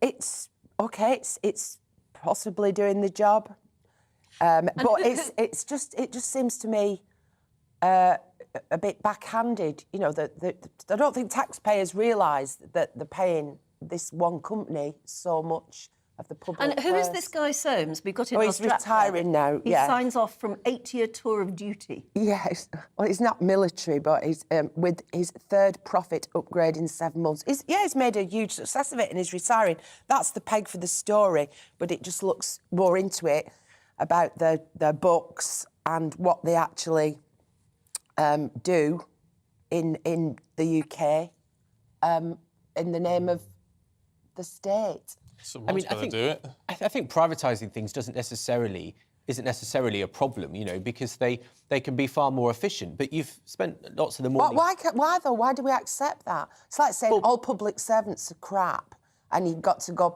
It's like Virgin Medical run all sorts of things that people think... They can use the NHS brand, but they're making millions out of the National Health Service. But there's also factors like the fact that a private company can borrow and invest in products like healthcare in a way that, for example, councils can't do things like that because there's rules about how much public money you can borrow against. So you can have advantages like that by privatising things. So, you know, not to sound like the arch Blairite that I am, but I think it can often be a useful thing. But, you know, you've spent lots of the morning discussing the cost of trains and the strikes and stuff. Well, there's an example where I think it just doesn't add up because, you know, my train to Manchester is 100 quid. It's 10 times what it would be in France, and the staff aren't even paid appropriately as most of them see it. No, but... So you wonder where some of the money goes. But Avance is a private company where, you know, who's saying that it wouldn't be better if the railways wasn't one nationally owned body? Well, but it's... As in France, SNCF. But it's hindsight, isn't it? When you look back at when when it was National Rail, and it was a disaster with ancient rolling stock and bad service. But that's through lack of investment, isn't it, and poor management. So the question is, and you've raised it really, Benjamin, why do we accept that things have got to be outsourced to private companies in order to make them work? Why do we accept that? And then on the other hand, we defend the elements of the NHS which aren't privatised, and, you know, everybody's an angel and it's the flagship health service in the world. It isn't. But I think somebody needs to get a grip on this. And it's all about good management. I mean, obviously, he's a great manager. Yes. Because he's made the company loads of money for shareholders. What's the profit, though? 235 million. But out of 235 million, out of a turnover of 4.2 billion, yeah. It's hardly huge. It's not, I mean, look, it's a lot of money for the company, but it's not a lot of money out the public pocket, is it? Mm. But one of the other reasons is that I think governments like to take the cost of things off the government spreadsheet. Yeah, it's cooking the books. And so if they put that out to private firms, like I forget what it was with the hospitals. That's PPI. it, yeah. With the hospitals. Gordon Brown programme. cooked the books. He made it look like he'd cut public spending by putting out hospital building to private Simply developers. because you don't see it, it doesn't appear on the ledger. So, for instance, at the time I was working in BBC Coventry and Warwickshire, and they built the new flagship hospital in Coventry, and now the mortgage on that could employ the excess that they pay in a mortgage, because at the time they made it look good by not spending public money on it, could now pay, you know, a lot of nurses and doctors and pay for drugs, but it's mortgaged to the hilt. It's all a bit underhand. Well, let's move away from government controversy to royal controversy. The firm was standing very firm last night. That's the headline in today's Sun newspaper. And, of course, I mean, I was going to say you've all seen the Netflix, but I think we've all been relieved of that burden. I did watch the first three. I can't really face the second three. No, I couldn't face the second three. But the real question that's hovered over Harry and Meghan and the rest of the royal family is whether they will react, whether they will pursue a fight or say recollections may vary. And what you've got here is that Catherine, the Princess of Wales, service in memory of the Queen and for Christmas took place last night. And so you've got this image on lots of the front pages and described in the Sun today of the family, the new Fab Four, the Sun calls it, sort of the two eldest kids and the parents, so George, Charlotte, in fact, that's their Christmas card. We're looking at the picture now, the whole family. That's their Christmas card this year. It's lovely, isn't it? And I think what we're seeing in that photo and the images from last night's Carol service that I think will be aired on ITV is their response to the Megflix row. It's that they're probably not going to put a statement out, certainly at this point, but what they're going to do is look unified, look dignified, try and show what use they can be in public service. And I think this is where they're going to draw the dividing line because, you know, Liz and I were discussing this earlier, but where do Harry and Meghan go from here? Because surely it's dwindling returns and ever less spectacular claims as they run out of bombastic things to describe about their relatives. And so actually maybe the right strategy, and the one it looks like the palace has taken, is to try and look dignified and let them flail off into the wind. And presumably not respond privately either, because that's just going to give them fuel for the next documentary. Well, exactly. I think there's a scene in one of the new episodes where Harry shows a text message from William after they quit the family. But isn't it odd that a video camera was there recording that moment? Bizarre. When he said, I've just got a text from William, and he shows it to Meghan, and she goes, wow, we don't see what the text said. But there was a movie camera there to capture the moment. Didn't come up reconstruction. No, it didn't say. The whole thing is a mystery we can never resolve of how that happened. Maybe $100 million helped. To something that gets right on my pip end, Liz, in the Times, smart motorways. Oh, there's a bit where I come off the M1, onto our lovely road. Junction 11A. Junction 11A. Just above Luton. Yeah, and there's a hard shoulder which sometimes becomes a lane. And the number Ooh, a of hard shoulder that sometimes becomes a lane. Yeah, that's what the smart motorways well, do. I know. And the only thing that tells you that is an X or a tick or something. Yeah. And the number of times when it is a hard shoulder that people undertake you driving up it, and it's absolutely lethal. Well, Lethal. the figures today are that the Office of Rail and Road have said that a stationary vehicle on the inside lane, which varies between being the hard shoulder and part of the carriageway, is supposed to be detected within 20 seconds. And then the overhead gantries can display it and close the lane, etc. But this is only happening in 59.6% of cases. Well, you only have to be the 59.7th case and somebody's ploughed into the back of you. And I had a blown tyre on the M1 a couple of weeks ago. It was terrifying, but because the motorway was so quiet and I was on the inside lane, there was a hard shoulder straight onto that, out of the car, up the embankment, on my phone to the RAC. I thought, what if there hadn't been a hard shoulder? What would you have done if there hadn't been? God, no. This morning, on our lovely road, this is a road, for those who don't live, it links the A5 and the M1.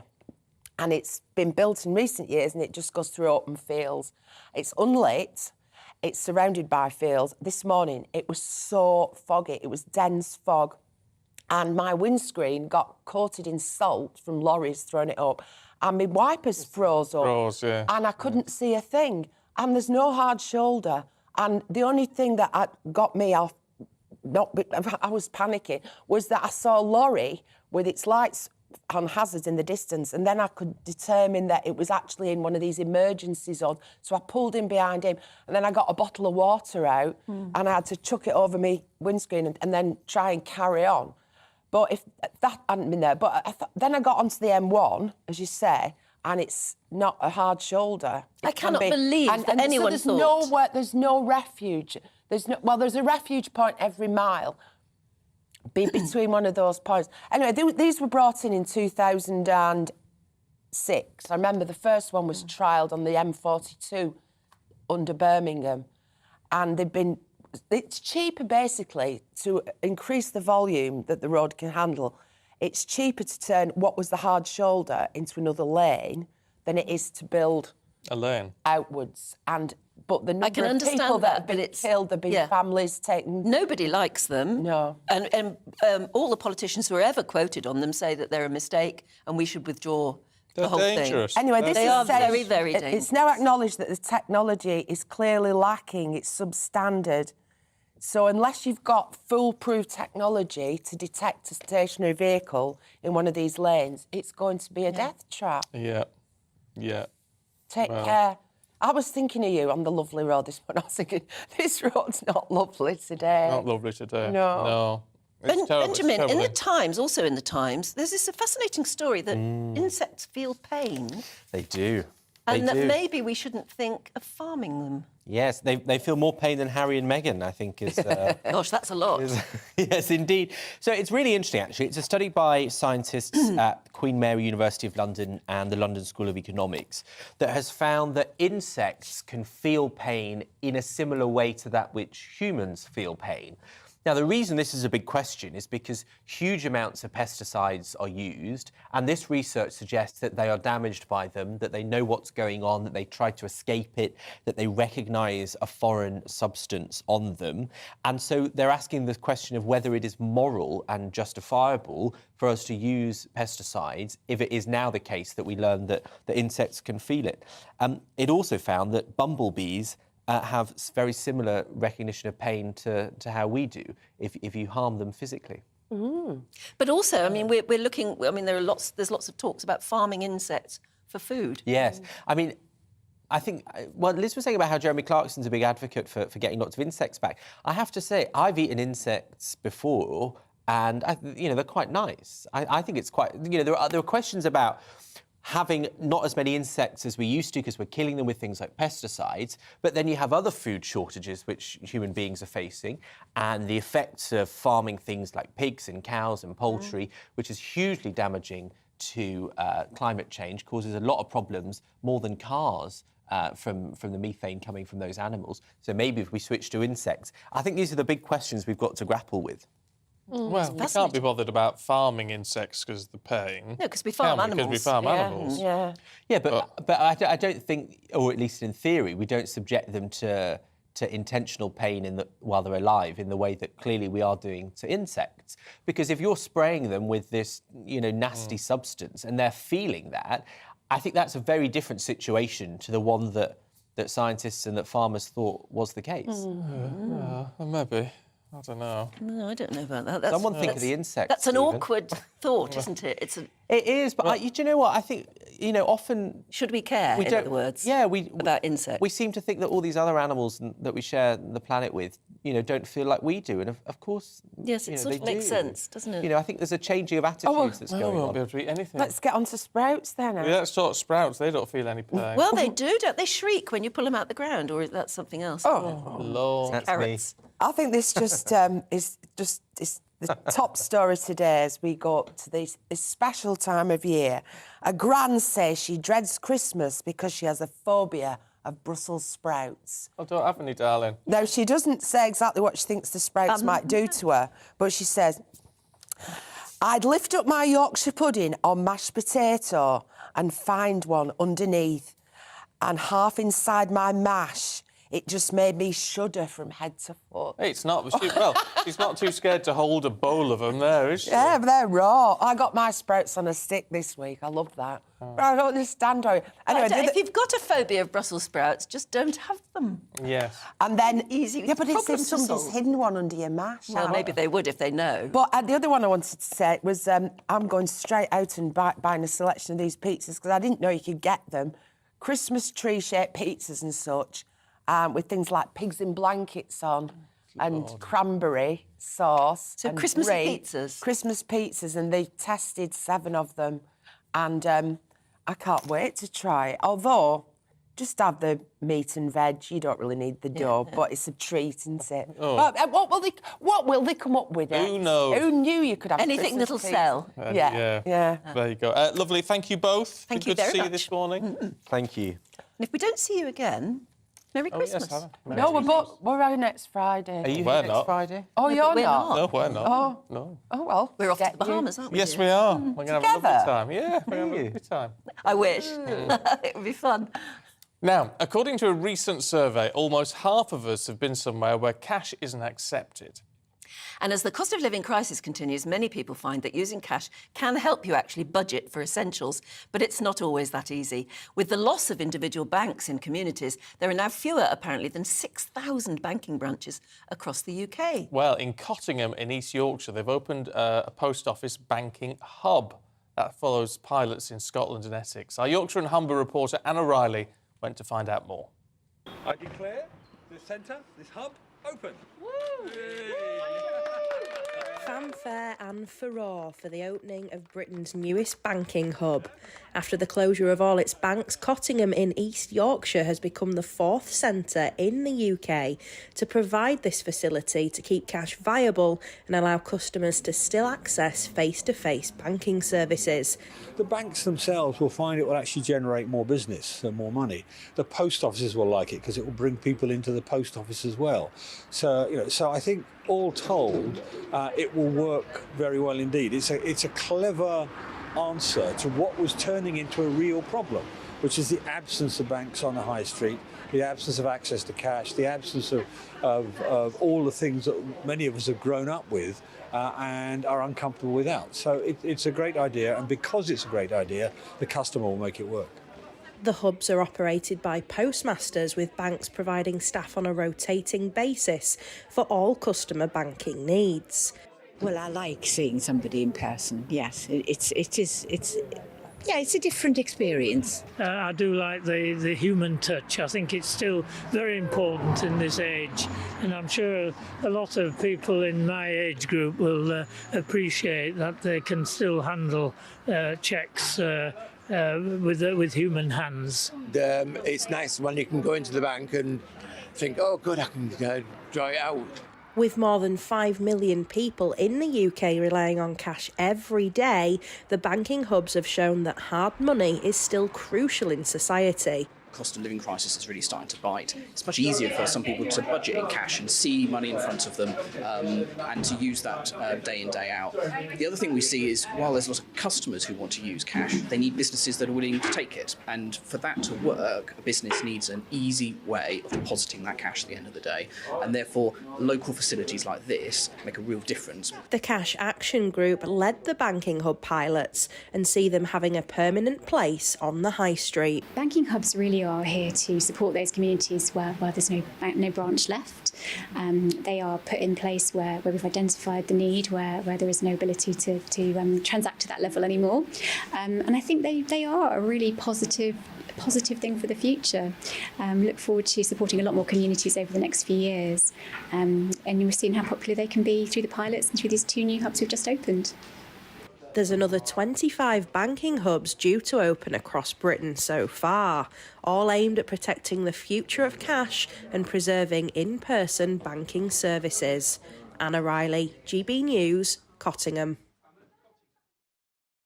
It's a generational thing, says Pauline. My dad in his 70s rarely uses his card apart from at the cash point. Then you come to me and I never have cash. It is a generational thing. No, but Anne would say no. I'm in my 80s. I don't use cash. Roll on the cashless society. Well, there you go. Well, let us know what you think. GB Views at gbnews.uk. We've got the top stories coming up after the weather. Good morning, I'm Alex Deakin and this is your latest weather update. A frosty Friday out there with snow falling across parts of Scotland. Most of England and Wales will be dry today, but it is cold once more. That is about to change.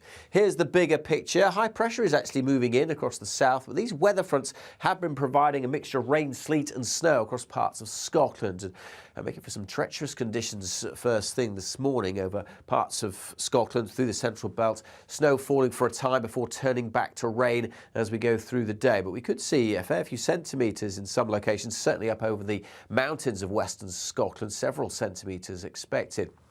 Much of Northern Ireland dry, but some rain showers across the north. Most of England and Wales dry. Some fog around this morning as well. That will take a while to clear, but then plenty of sunshine.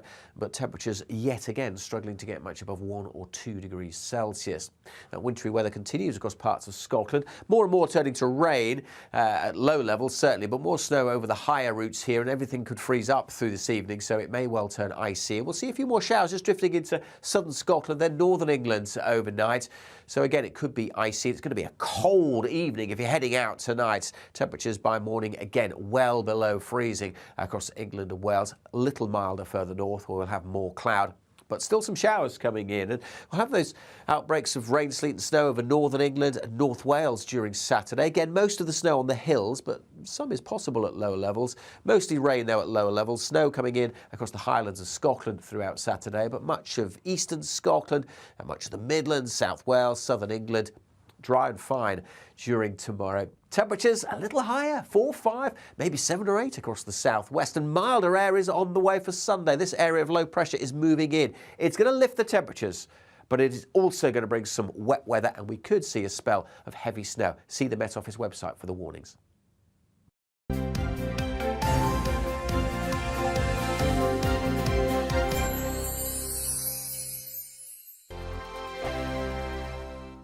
Hello there, it's Eamon Holmes here from Breakfast on GB News. We're not just on your television and your screens, you know. We're on DAB plus digital radio, so you can listen to your favourite shows on the move. If you've not yet listened to GB News Radio, it's very simple. We're on your radio player and TuneIn apps, on your smart speaker, phone or tablet, or online at gbnews.uk. Take us with you wherever you go. GB News Radio. You never have to miss a moment of the People's Channel. Monday to Thursday nights on GB News. At 6, it's Dubes & Co. 7 o'clock, Farage. At 8, join Mark Stein. And at 9, Dan Wootton Tonight, followed by Headliners. On TV, radio and online. This is GB News. Join me, Lawrence Fox, on GB News. Frank, Fun, fearless, and sometimes serious. Much as I love a Friday night punch-up, what I really want is a battle of ideas. I want to look at things differently. I want to hear different voices and engage with your unique experiences. Every Friday at 7 p.m. on GB News. Hello, I'm Esther McVeigh. And I'm Philip Davis. Whether you're watching or listening on TV, online or on radio, we handpick the latest stories, debates and expert opinions for your weekend. So whether that's politics, news or showbiz, we've got it covered. Join us every Saturday morning at 10 o'clock on GB News. Hello, I'm Michelle Dewberry and you can join me every weekday 6 till 7 on Jubes and Kerr. Me and my panel will get stuck right into the day's events and I can tell you, in fact, I can warn you, expect some robust debates, some strong opinions and perspectives from both sides of the fence. It's about you at home as well. I love to read out all of your comments, or at least as many as I can. So join me, Michelle Dewberry, Monday to Friday, 6 till 7 on Jubes and Kerr. I'm Mark Dolan. Join me at 11 on GB News for Headliners, in which I'll be joined by two of the UK's top comedians discussing tomorrow's papers. If it's an important story, we'll cover it, but we'll have some fun along the way. Headliners, the late night paper review that won't send you to sleep like the others will. 7 nights a week at 11 p.m. on GB News.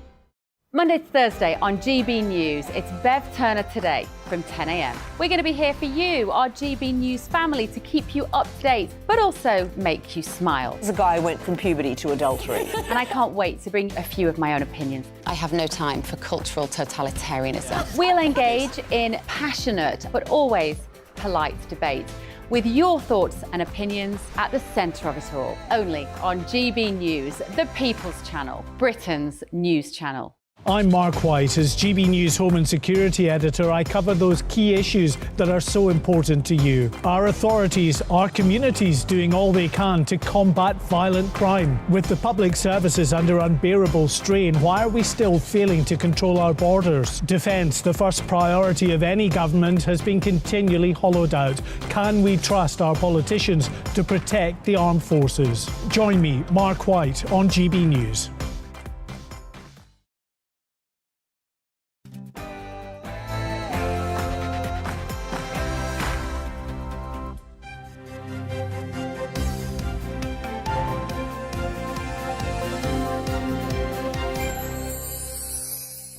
Another day of strikes ahead as the rail workers fail to resolve disputes, causing misery for commuters.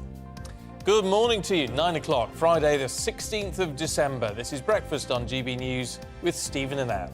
Members of the RMT union are going to walk out this morning, or probably have done so already, for 48 hours. It comes the morning after nurses took to the picket line for the largest action of its kind in NHS history. And it's not over yet, because they'll strike again next week, when ambulance workers will also join in. So today we're asking, do you support the strikes and who do you blame for the winter walkouts? We'll reveal the results of the GB News People's Poll in just a moment. And also we'll look at part 2 of, or at least the next 3, basically, of Harry and Meghan's Netflix series. That was released yesterday, with US critics noting that the couple show no signs of giving in. We'll reflect on what they had to say about the royal family, who, has to be said, remained dignified during a carol concert last night. We'll ask if William and Harry will ever heal their rift. And as almost half of us admit that we've been discouraged from using cash, we'll discover why banking hubs are opening around the country as thousands of high street banks close their doors. We would love to hear from you about any of those topics this morning. You've been getting in touch in your hundreds and hundreds today, and you can still join in the discussion by emailing us gbviews@gbnews.uk.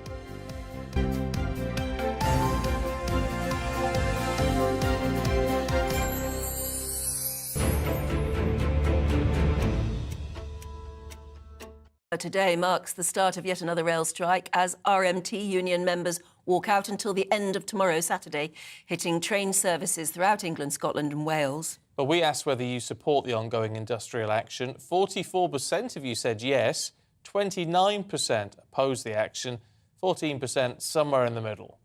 When asked who you blame for the strikes, 37% blamed the government, 28% blame the trade unions.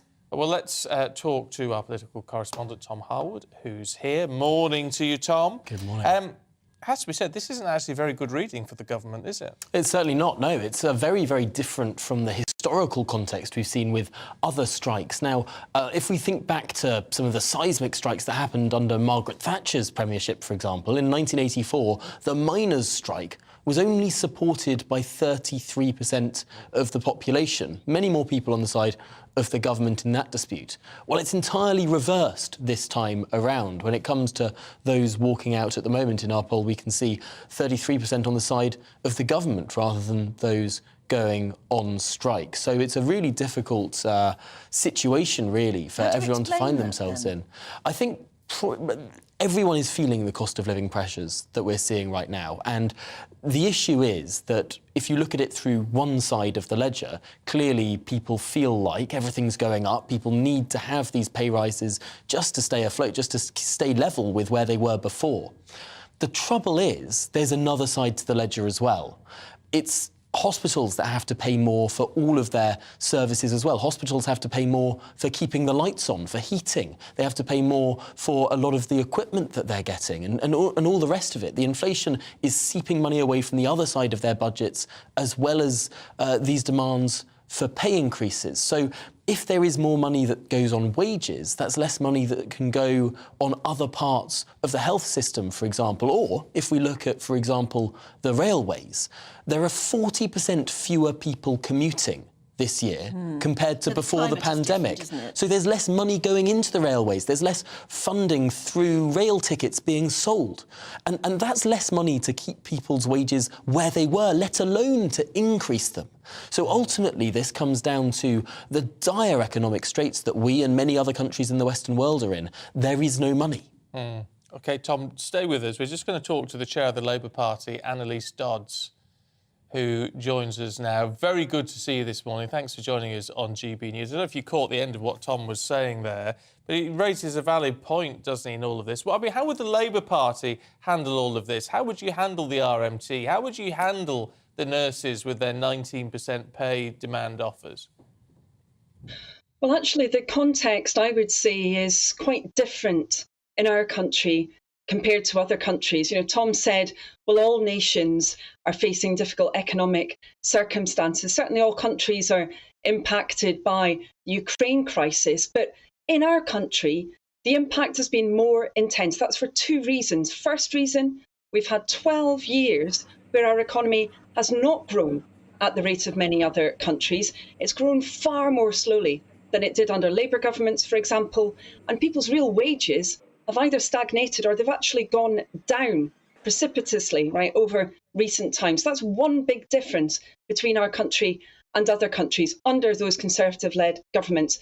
The second big difference is that rather than having a government that recognises its responsibility, the fact that it needs to ensure that, for example, in the NHS there is a deal because of the impact not having a deal will have on patients, instead of having a responsible government like that, the Conservative government just have not engaged. OK, there's been months and months and months when Labour has been calling on them to actually sit down with the nurses and get a resolution to this. They refuse to do that. In fact, they've only recently sat down with the Royal College of Nursing over the last 24 hours. And before they did that, they actually said they wouldn't talk about pay, for example. Now, that's not the action of a responsible government. And it's why we're seeing more industrial action in this country compared with other comparable nations. It's worse here. And I'm afraid the responsibility for that lies with the Conservatives. GB News People's poll in the last 48 hours or so, people were very strongly supporting the strikes, which is surprising maybe, given that it's only 9 days till Christmas and there seems to be a strike a day until then. And it's even affecting everybody's movement around the country on the railways. People are worried about needing the NHS in the next few days. And we're even worried that our Christmas cards will never get to their destination. And yet they're still supporting the strikers. Does that surprise you? Well, ultimately, of course, strikes are only ever an indication that negotiations haven't taken place or they haven't managed to find a deal. And they are really disruptive. I mean, you just talked about some of the kinds of disruption that they cause there, but of course they also lead to workers losing a day's pay as well. So they're not undertaken lightly. And of course, the context for this is that really long period of people's real wages not increasing. And that, as I said, is why we're in a worse situation in our country under Conservative governments, which aren't taking the right approach to this, compared to in other countries. In this very strange position, aren't we, where, you know, if you start meeting these demands, then we're going to see wage inflation, and we know inflation is the big problem here. I mean, Labour has said all through the summer, inflation's the big problem. So if you were in power now, you're not going to be dishing out, you wouldn't be dishing out the money to these people making these demands, would you? So we'd be doing two things. First of all, we would be negotiating. That means sitting down and actually getting an agreement. When you have that kind of negotiation, tends to be the case that neither side gets exactly what they want, but there's a negotiation. That's the point of it, in order to achieve a deal which will, for example, in the NHS, work for patients and make sure that we protect the workforce, especially when we're seeing such high levels of turnover and people walking away from being nurses because they're worried about the current situation. The second thing that we do is we'd act to stabilise the economy. I mean, the Conservatives have lost control of our economy. I think that the decision yesterday around having to put up interest rates indicates that. There's a huge mortgage premium now people are paying because of Conservative mismanagement, and there's no plan for growth. You know, that's why, again, inflation is a particular problem in our country's economy, because we don't have any clear plan for growth from the Conservative government. Labour set out plans, a green prosperity plan, how we'd be growing those decently paid jobs in the new green technologies, for example, how we'd scrap business rates, how we'd get our economy on a firmer footing. But again, we've not had that from the Conservatives. So our economy is not stabilising in the way that it should be at the moment. Labour would deliver that. Sadly, Annalise Dodds, we've got to leave it there, but appreciate your time this morning. Thank you. Meanwhile, Rishi Sunak has held talks with Northern Ireland political leaders at Stormont in the first visit to the region as Prime Minister. It comes after he announced that shipbuilding is to be revived in Belfast after 20 years as part of a £1.6 billion Ministry of Defence contract for 3 new naval vessels. Well, let's talk to our Northern Ireland reporter, Doogie Beattie, who's in Belfast for us this morning. And this has got to be really welcome news, Doogie, for the people and the economy in Belfast. Well, it may be, but of course, the very thing that he was here to try and sort out was to get the political parties back around the table with each other here. That executive collapsed, if you remember, last year over the protocol, that Brexit deal that keeps Northern Ireland inside the EU's rules and regulations and keeps it away from the UK, its main commercial body. And of course, if we look at this deal that he's announcing today outside Harland and Wolff shipyard, this is the yard where the Titanic was built. He's just about to leave here in a few moments. The protocol will come into play here also, because there will be 25% tariffs on British steel arriving in here if these ships are to be built here. That makes them 25% dearer. They will get that 25% back, of course, when the ships are handed back. But if you're building those ships, your cash flow is affected when you have to borrow and those interest rates are up. Of course, that's 25% plus the 3.5% on the interest rates that it would take. Then you have stuff like competition rules and state aid. Are you allowed to give out state aid inside the EU? Not totally. Britain, of course, has those bills going through Parliament at the moment that will allow it to give state aid to companies as it sees fit. Then you have over 5,000 amounts of commodities with numbers on them, TSS rules as they're known, that comes in and out of Northern Ireland, 98 chapters of them, and each piece has to have a number that lines up with the customs. So that causes an awful lot more. So will these ships actually be built here? We don't know. He is saying they will be, but taking all that into consideration, it is leaving the door open for challenges legally for what will happen when these ships eventually come here in 2025. But last night the political parties met with Rishi Sunak. They all said that it was a worthwhile meeting, but there is no deal coming out of it. The Prime Minister is telling us that negotiations are going on at this moment with Europe, and we'll see how that goes later on in the week. Doogie, thanks very much indeed. Sounded like good news at first, didn't it? But maybe not. No, things are Maybe always not. so complicated. Great to see that Haaland and Wolf stuff, though, isn't it? Yeah, Fantastic. brilliant. It's well worth a visit. Now, our People's Poll also touched on the monarchy off the back of the Netflix series, of course, that one. And it found that 53% continue to support the monarchy. 20%, though, actually fancy an elected head of state. Oh, who would that be? I can't imagine. It comes as William and Catherine shrugged off all the drama as they attended a special carol service at Westminster Abbey last night in honour of Queen Elizabeth. And isn't that a lovely photograph? It's on the front page of most of today's newspapers. The firm standing firm, as many of the headlines say. They've obviously decided to leave Prince Louis at home. Can't be trusted through a late-night carol service, maybe. No, beautifully coordinated, though. Very nice. Everybody was very well colour-coordinated. Everybody got the memo except Sophie Wessex and the Queen, the new Queen. They were both wearing cream or white. Yeah. Everybody else was wearing that lovely sort of mulberry colour. Very nice too. Let's talk to our GB News royal reporter, Cameron Walker, who joins us now. I mean, the firm standing firm, actually, as it says in one of the papers, is the perfect way to put it, actually, isn't it? Yeah, show of unity in the wake of a Sussex storm, I think, as I would put it. Yes, it seemed to appear to be a great success, this particular service. Prince William actually reread a section of the late Queen Elizabeth II's speech back in 2012, where it talks about the meaning of Christmas and how this sense of togetherness, which is ironic, really, due to the Sussex documentary that came out on Netflix. But from my understanding, all the readings and the order of service, etc., that was all planned weeks ago. So it's nothing to do with this particular documentary from Prince Harry and Meghan. Do we know if anyone in the royal family has actually seen the docuseries? So from my understanding, lots of people are actively avoiding it, but I don't know if anyone has particularly... members of the royal family have watched the Netflix documentary series, but their household staff very much will have been keeping a close eye on exactly what was said and then deciding, of course, whether or not to respond, which Buckingham Palace and Kensington Palace have both indicated they will not be responding to this. And that in itself is a response, isn't it? Yes, I suppose it is, and a change from their stance following the Oprah interview back in 2021 when Meghan accused an unnamed member of the royal family of questioning what colour Archie's skin would be when he was born.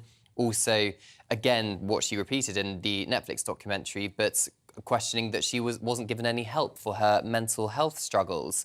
But the palace responded then, saying recollections may vary, but nothing this time, because I suppose if you look back on the Oprah interview with that line, recollections may vary, that dominated the front pages, and clearly this time the palace very much wanted the focus to be the Princess of Wales carol service at Westminster Abbey. Yeah, I mean, there's a dignified silence is actually, I've got to say, quite an interesting approach.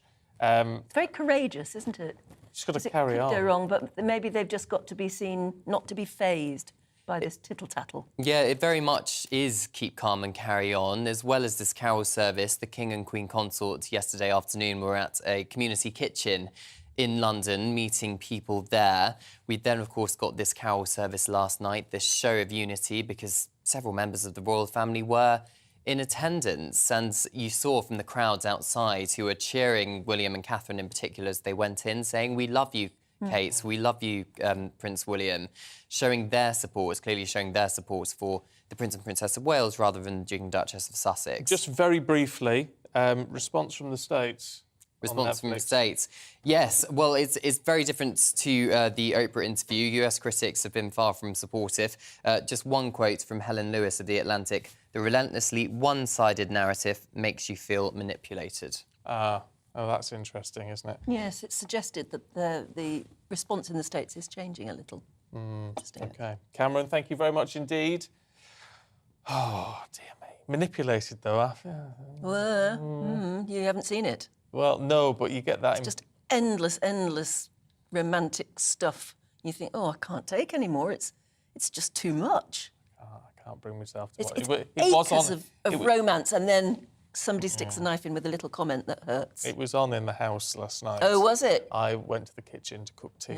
Yeah. I think that's the wisest thing. There you go. Anyway, look, don't go anywhere. More to come in just a couple of moments.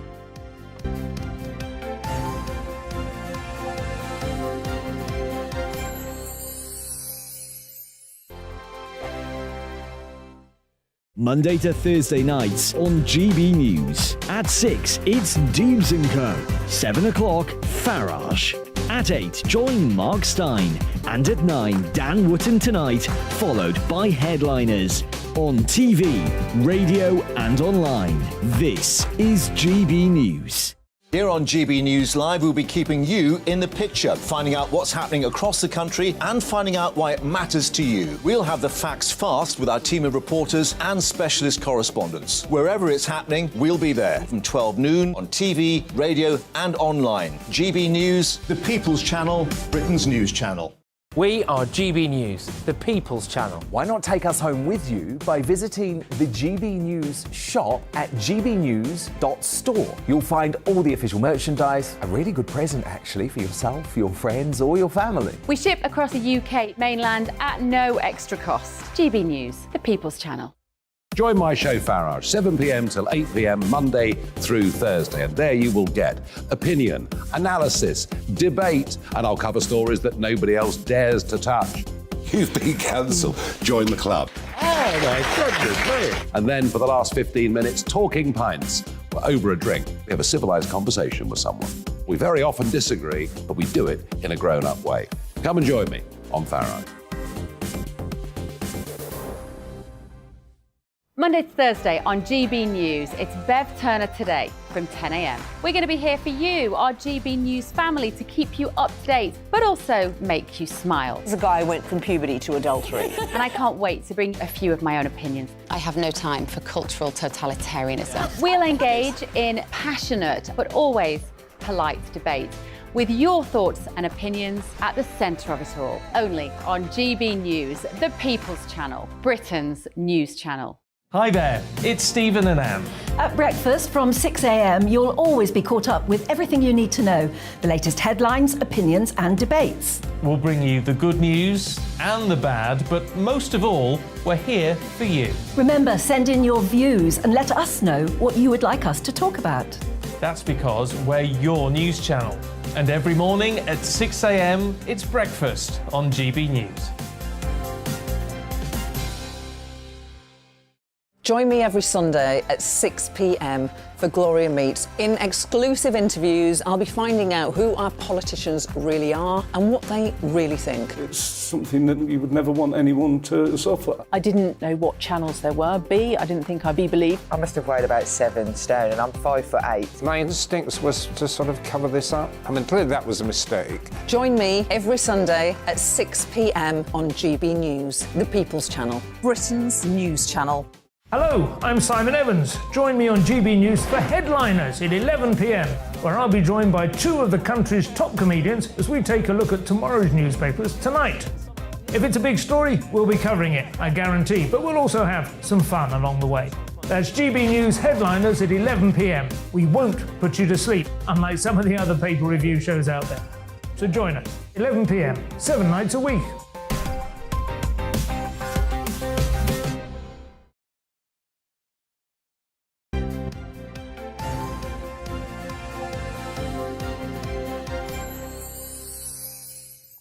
Good morning, this is Breakfast with Stephen and Anne. Now, according to a recent survey, almost half of us have visited somewhere where cash has not been accepted or has even been discouraged. Well, as the cost of living crisis continues, many find that using cash can help budget for essentials. Not always easy, though. With a loss of individual banks in communities, there are now fewer than 6,000 bank branches across the UK. But now the village of Cottingham in East Yorkshire has opened a banking hub, following successful pilots in Scotland and Essex. Our Yorkshire and Humber reporter Anna Riley went along to find out how it works. I declare this centre, this hub, open. Woo! Fanfare and furore for the opening of Britain's newest banking hub. After the closure of all its banks, Cottingham in East Yorkshire has become the fourth centre in the UK to provide this facility to keep cash viable and allow customers to still access face-to-face banking services. The banks themselves will find it will actually generate more business and more money. The post offices will like it because it will bring people into the post office as well. So, so I think all told, it will work very well indeed. It's a clever answer to what was turning into a real problem, which is the absence of banks on the high street, the absence of access to cash, the absence of all the things that many of us have grown up with and are uncomfortable without. So it's a great idea, and because it's a great idea, the customer will make it work. The hubs are operated by postmasters, with banks providing staff on a rotating basis for all customer banking needs.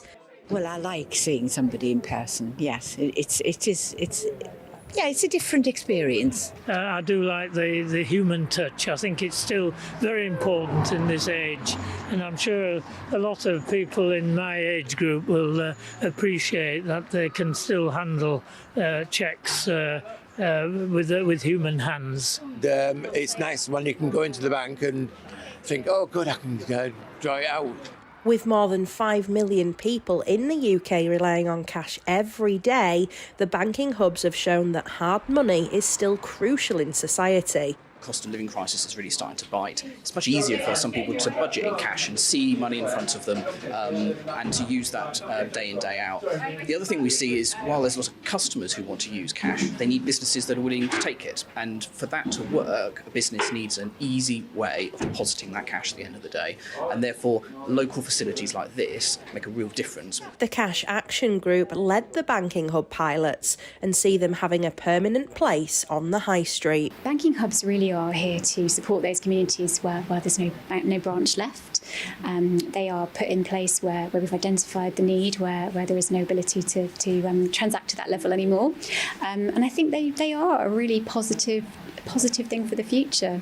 Look forward to supporting a lot more communities over the next few years. And we've seen how popular they can be through the pilots and through these 2 new hubs we've just opened.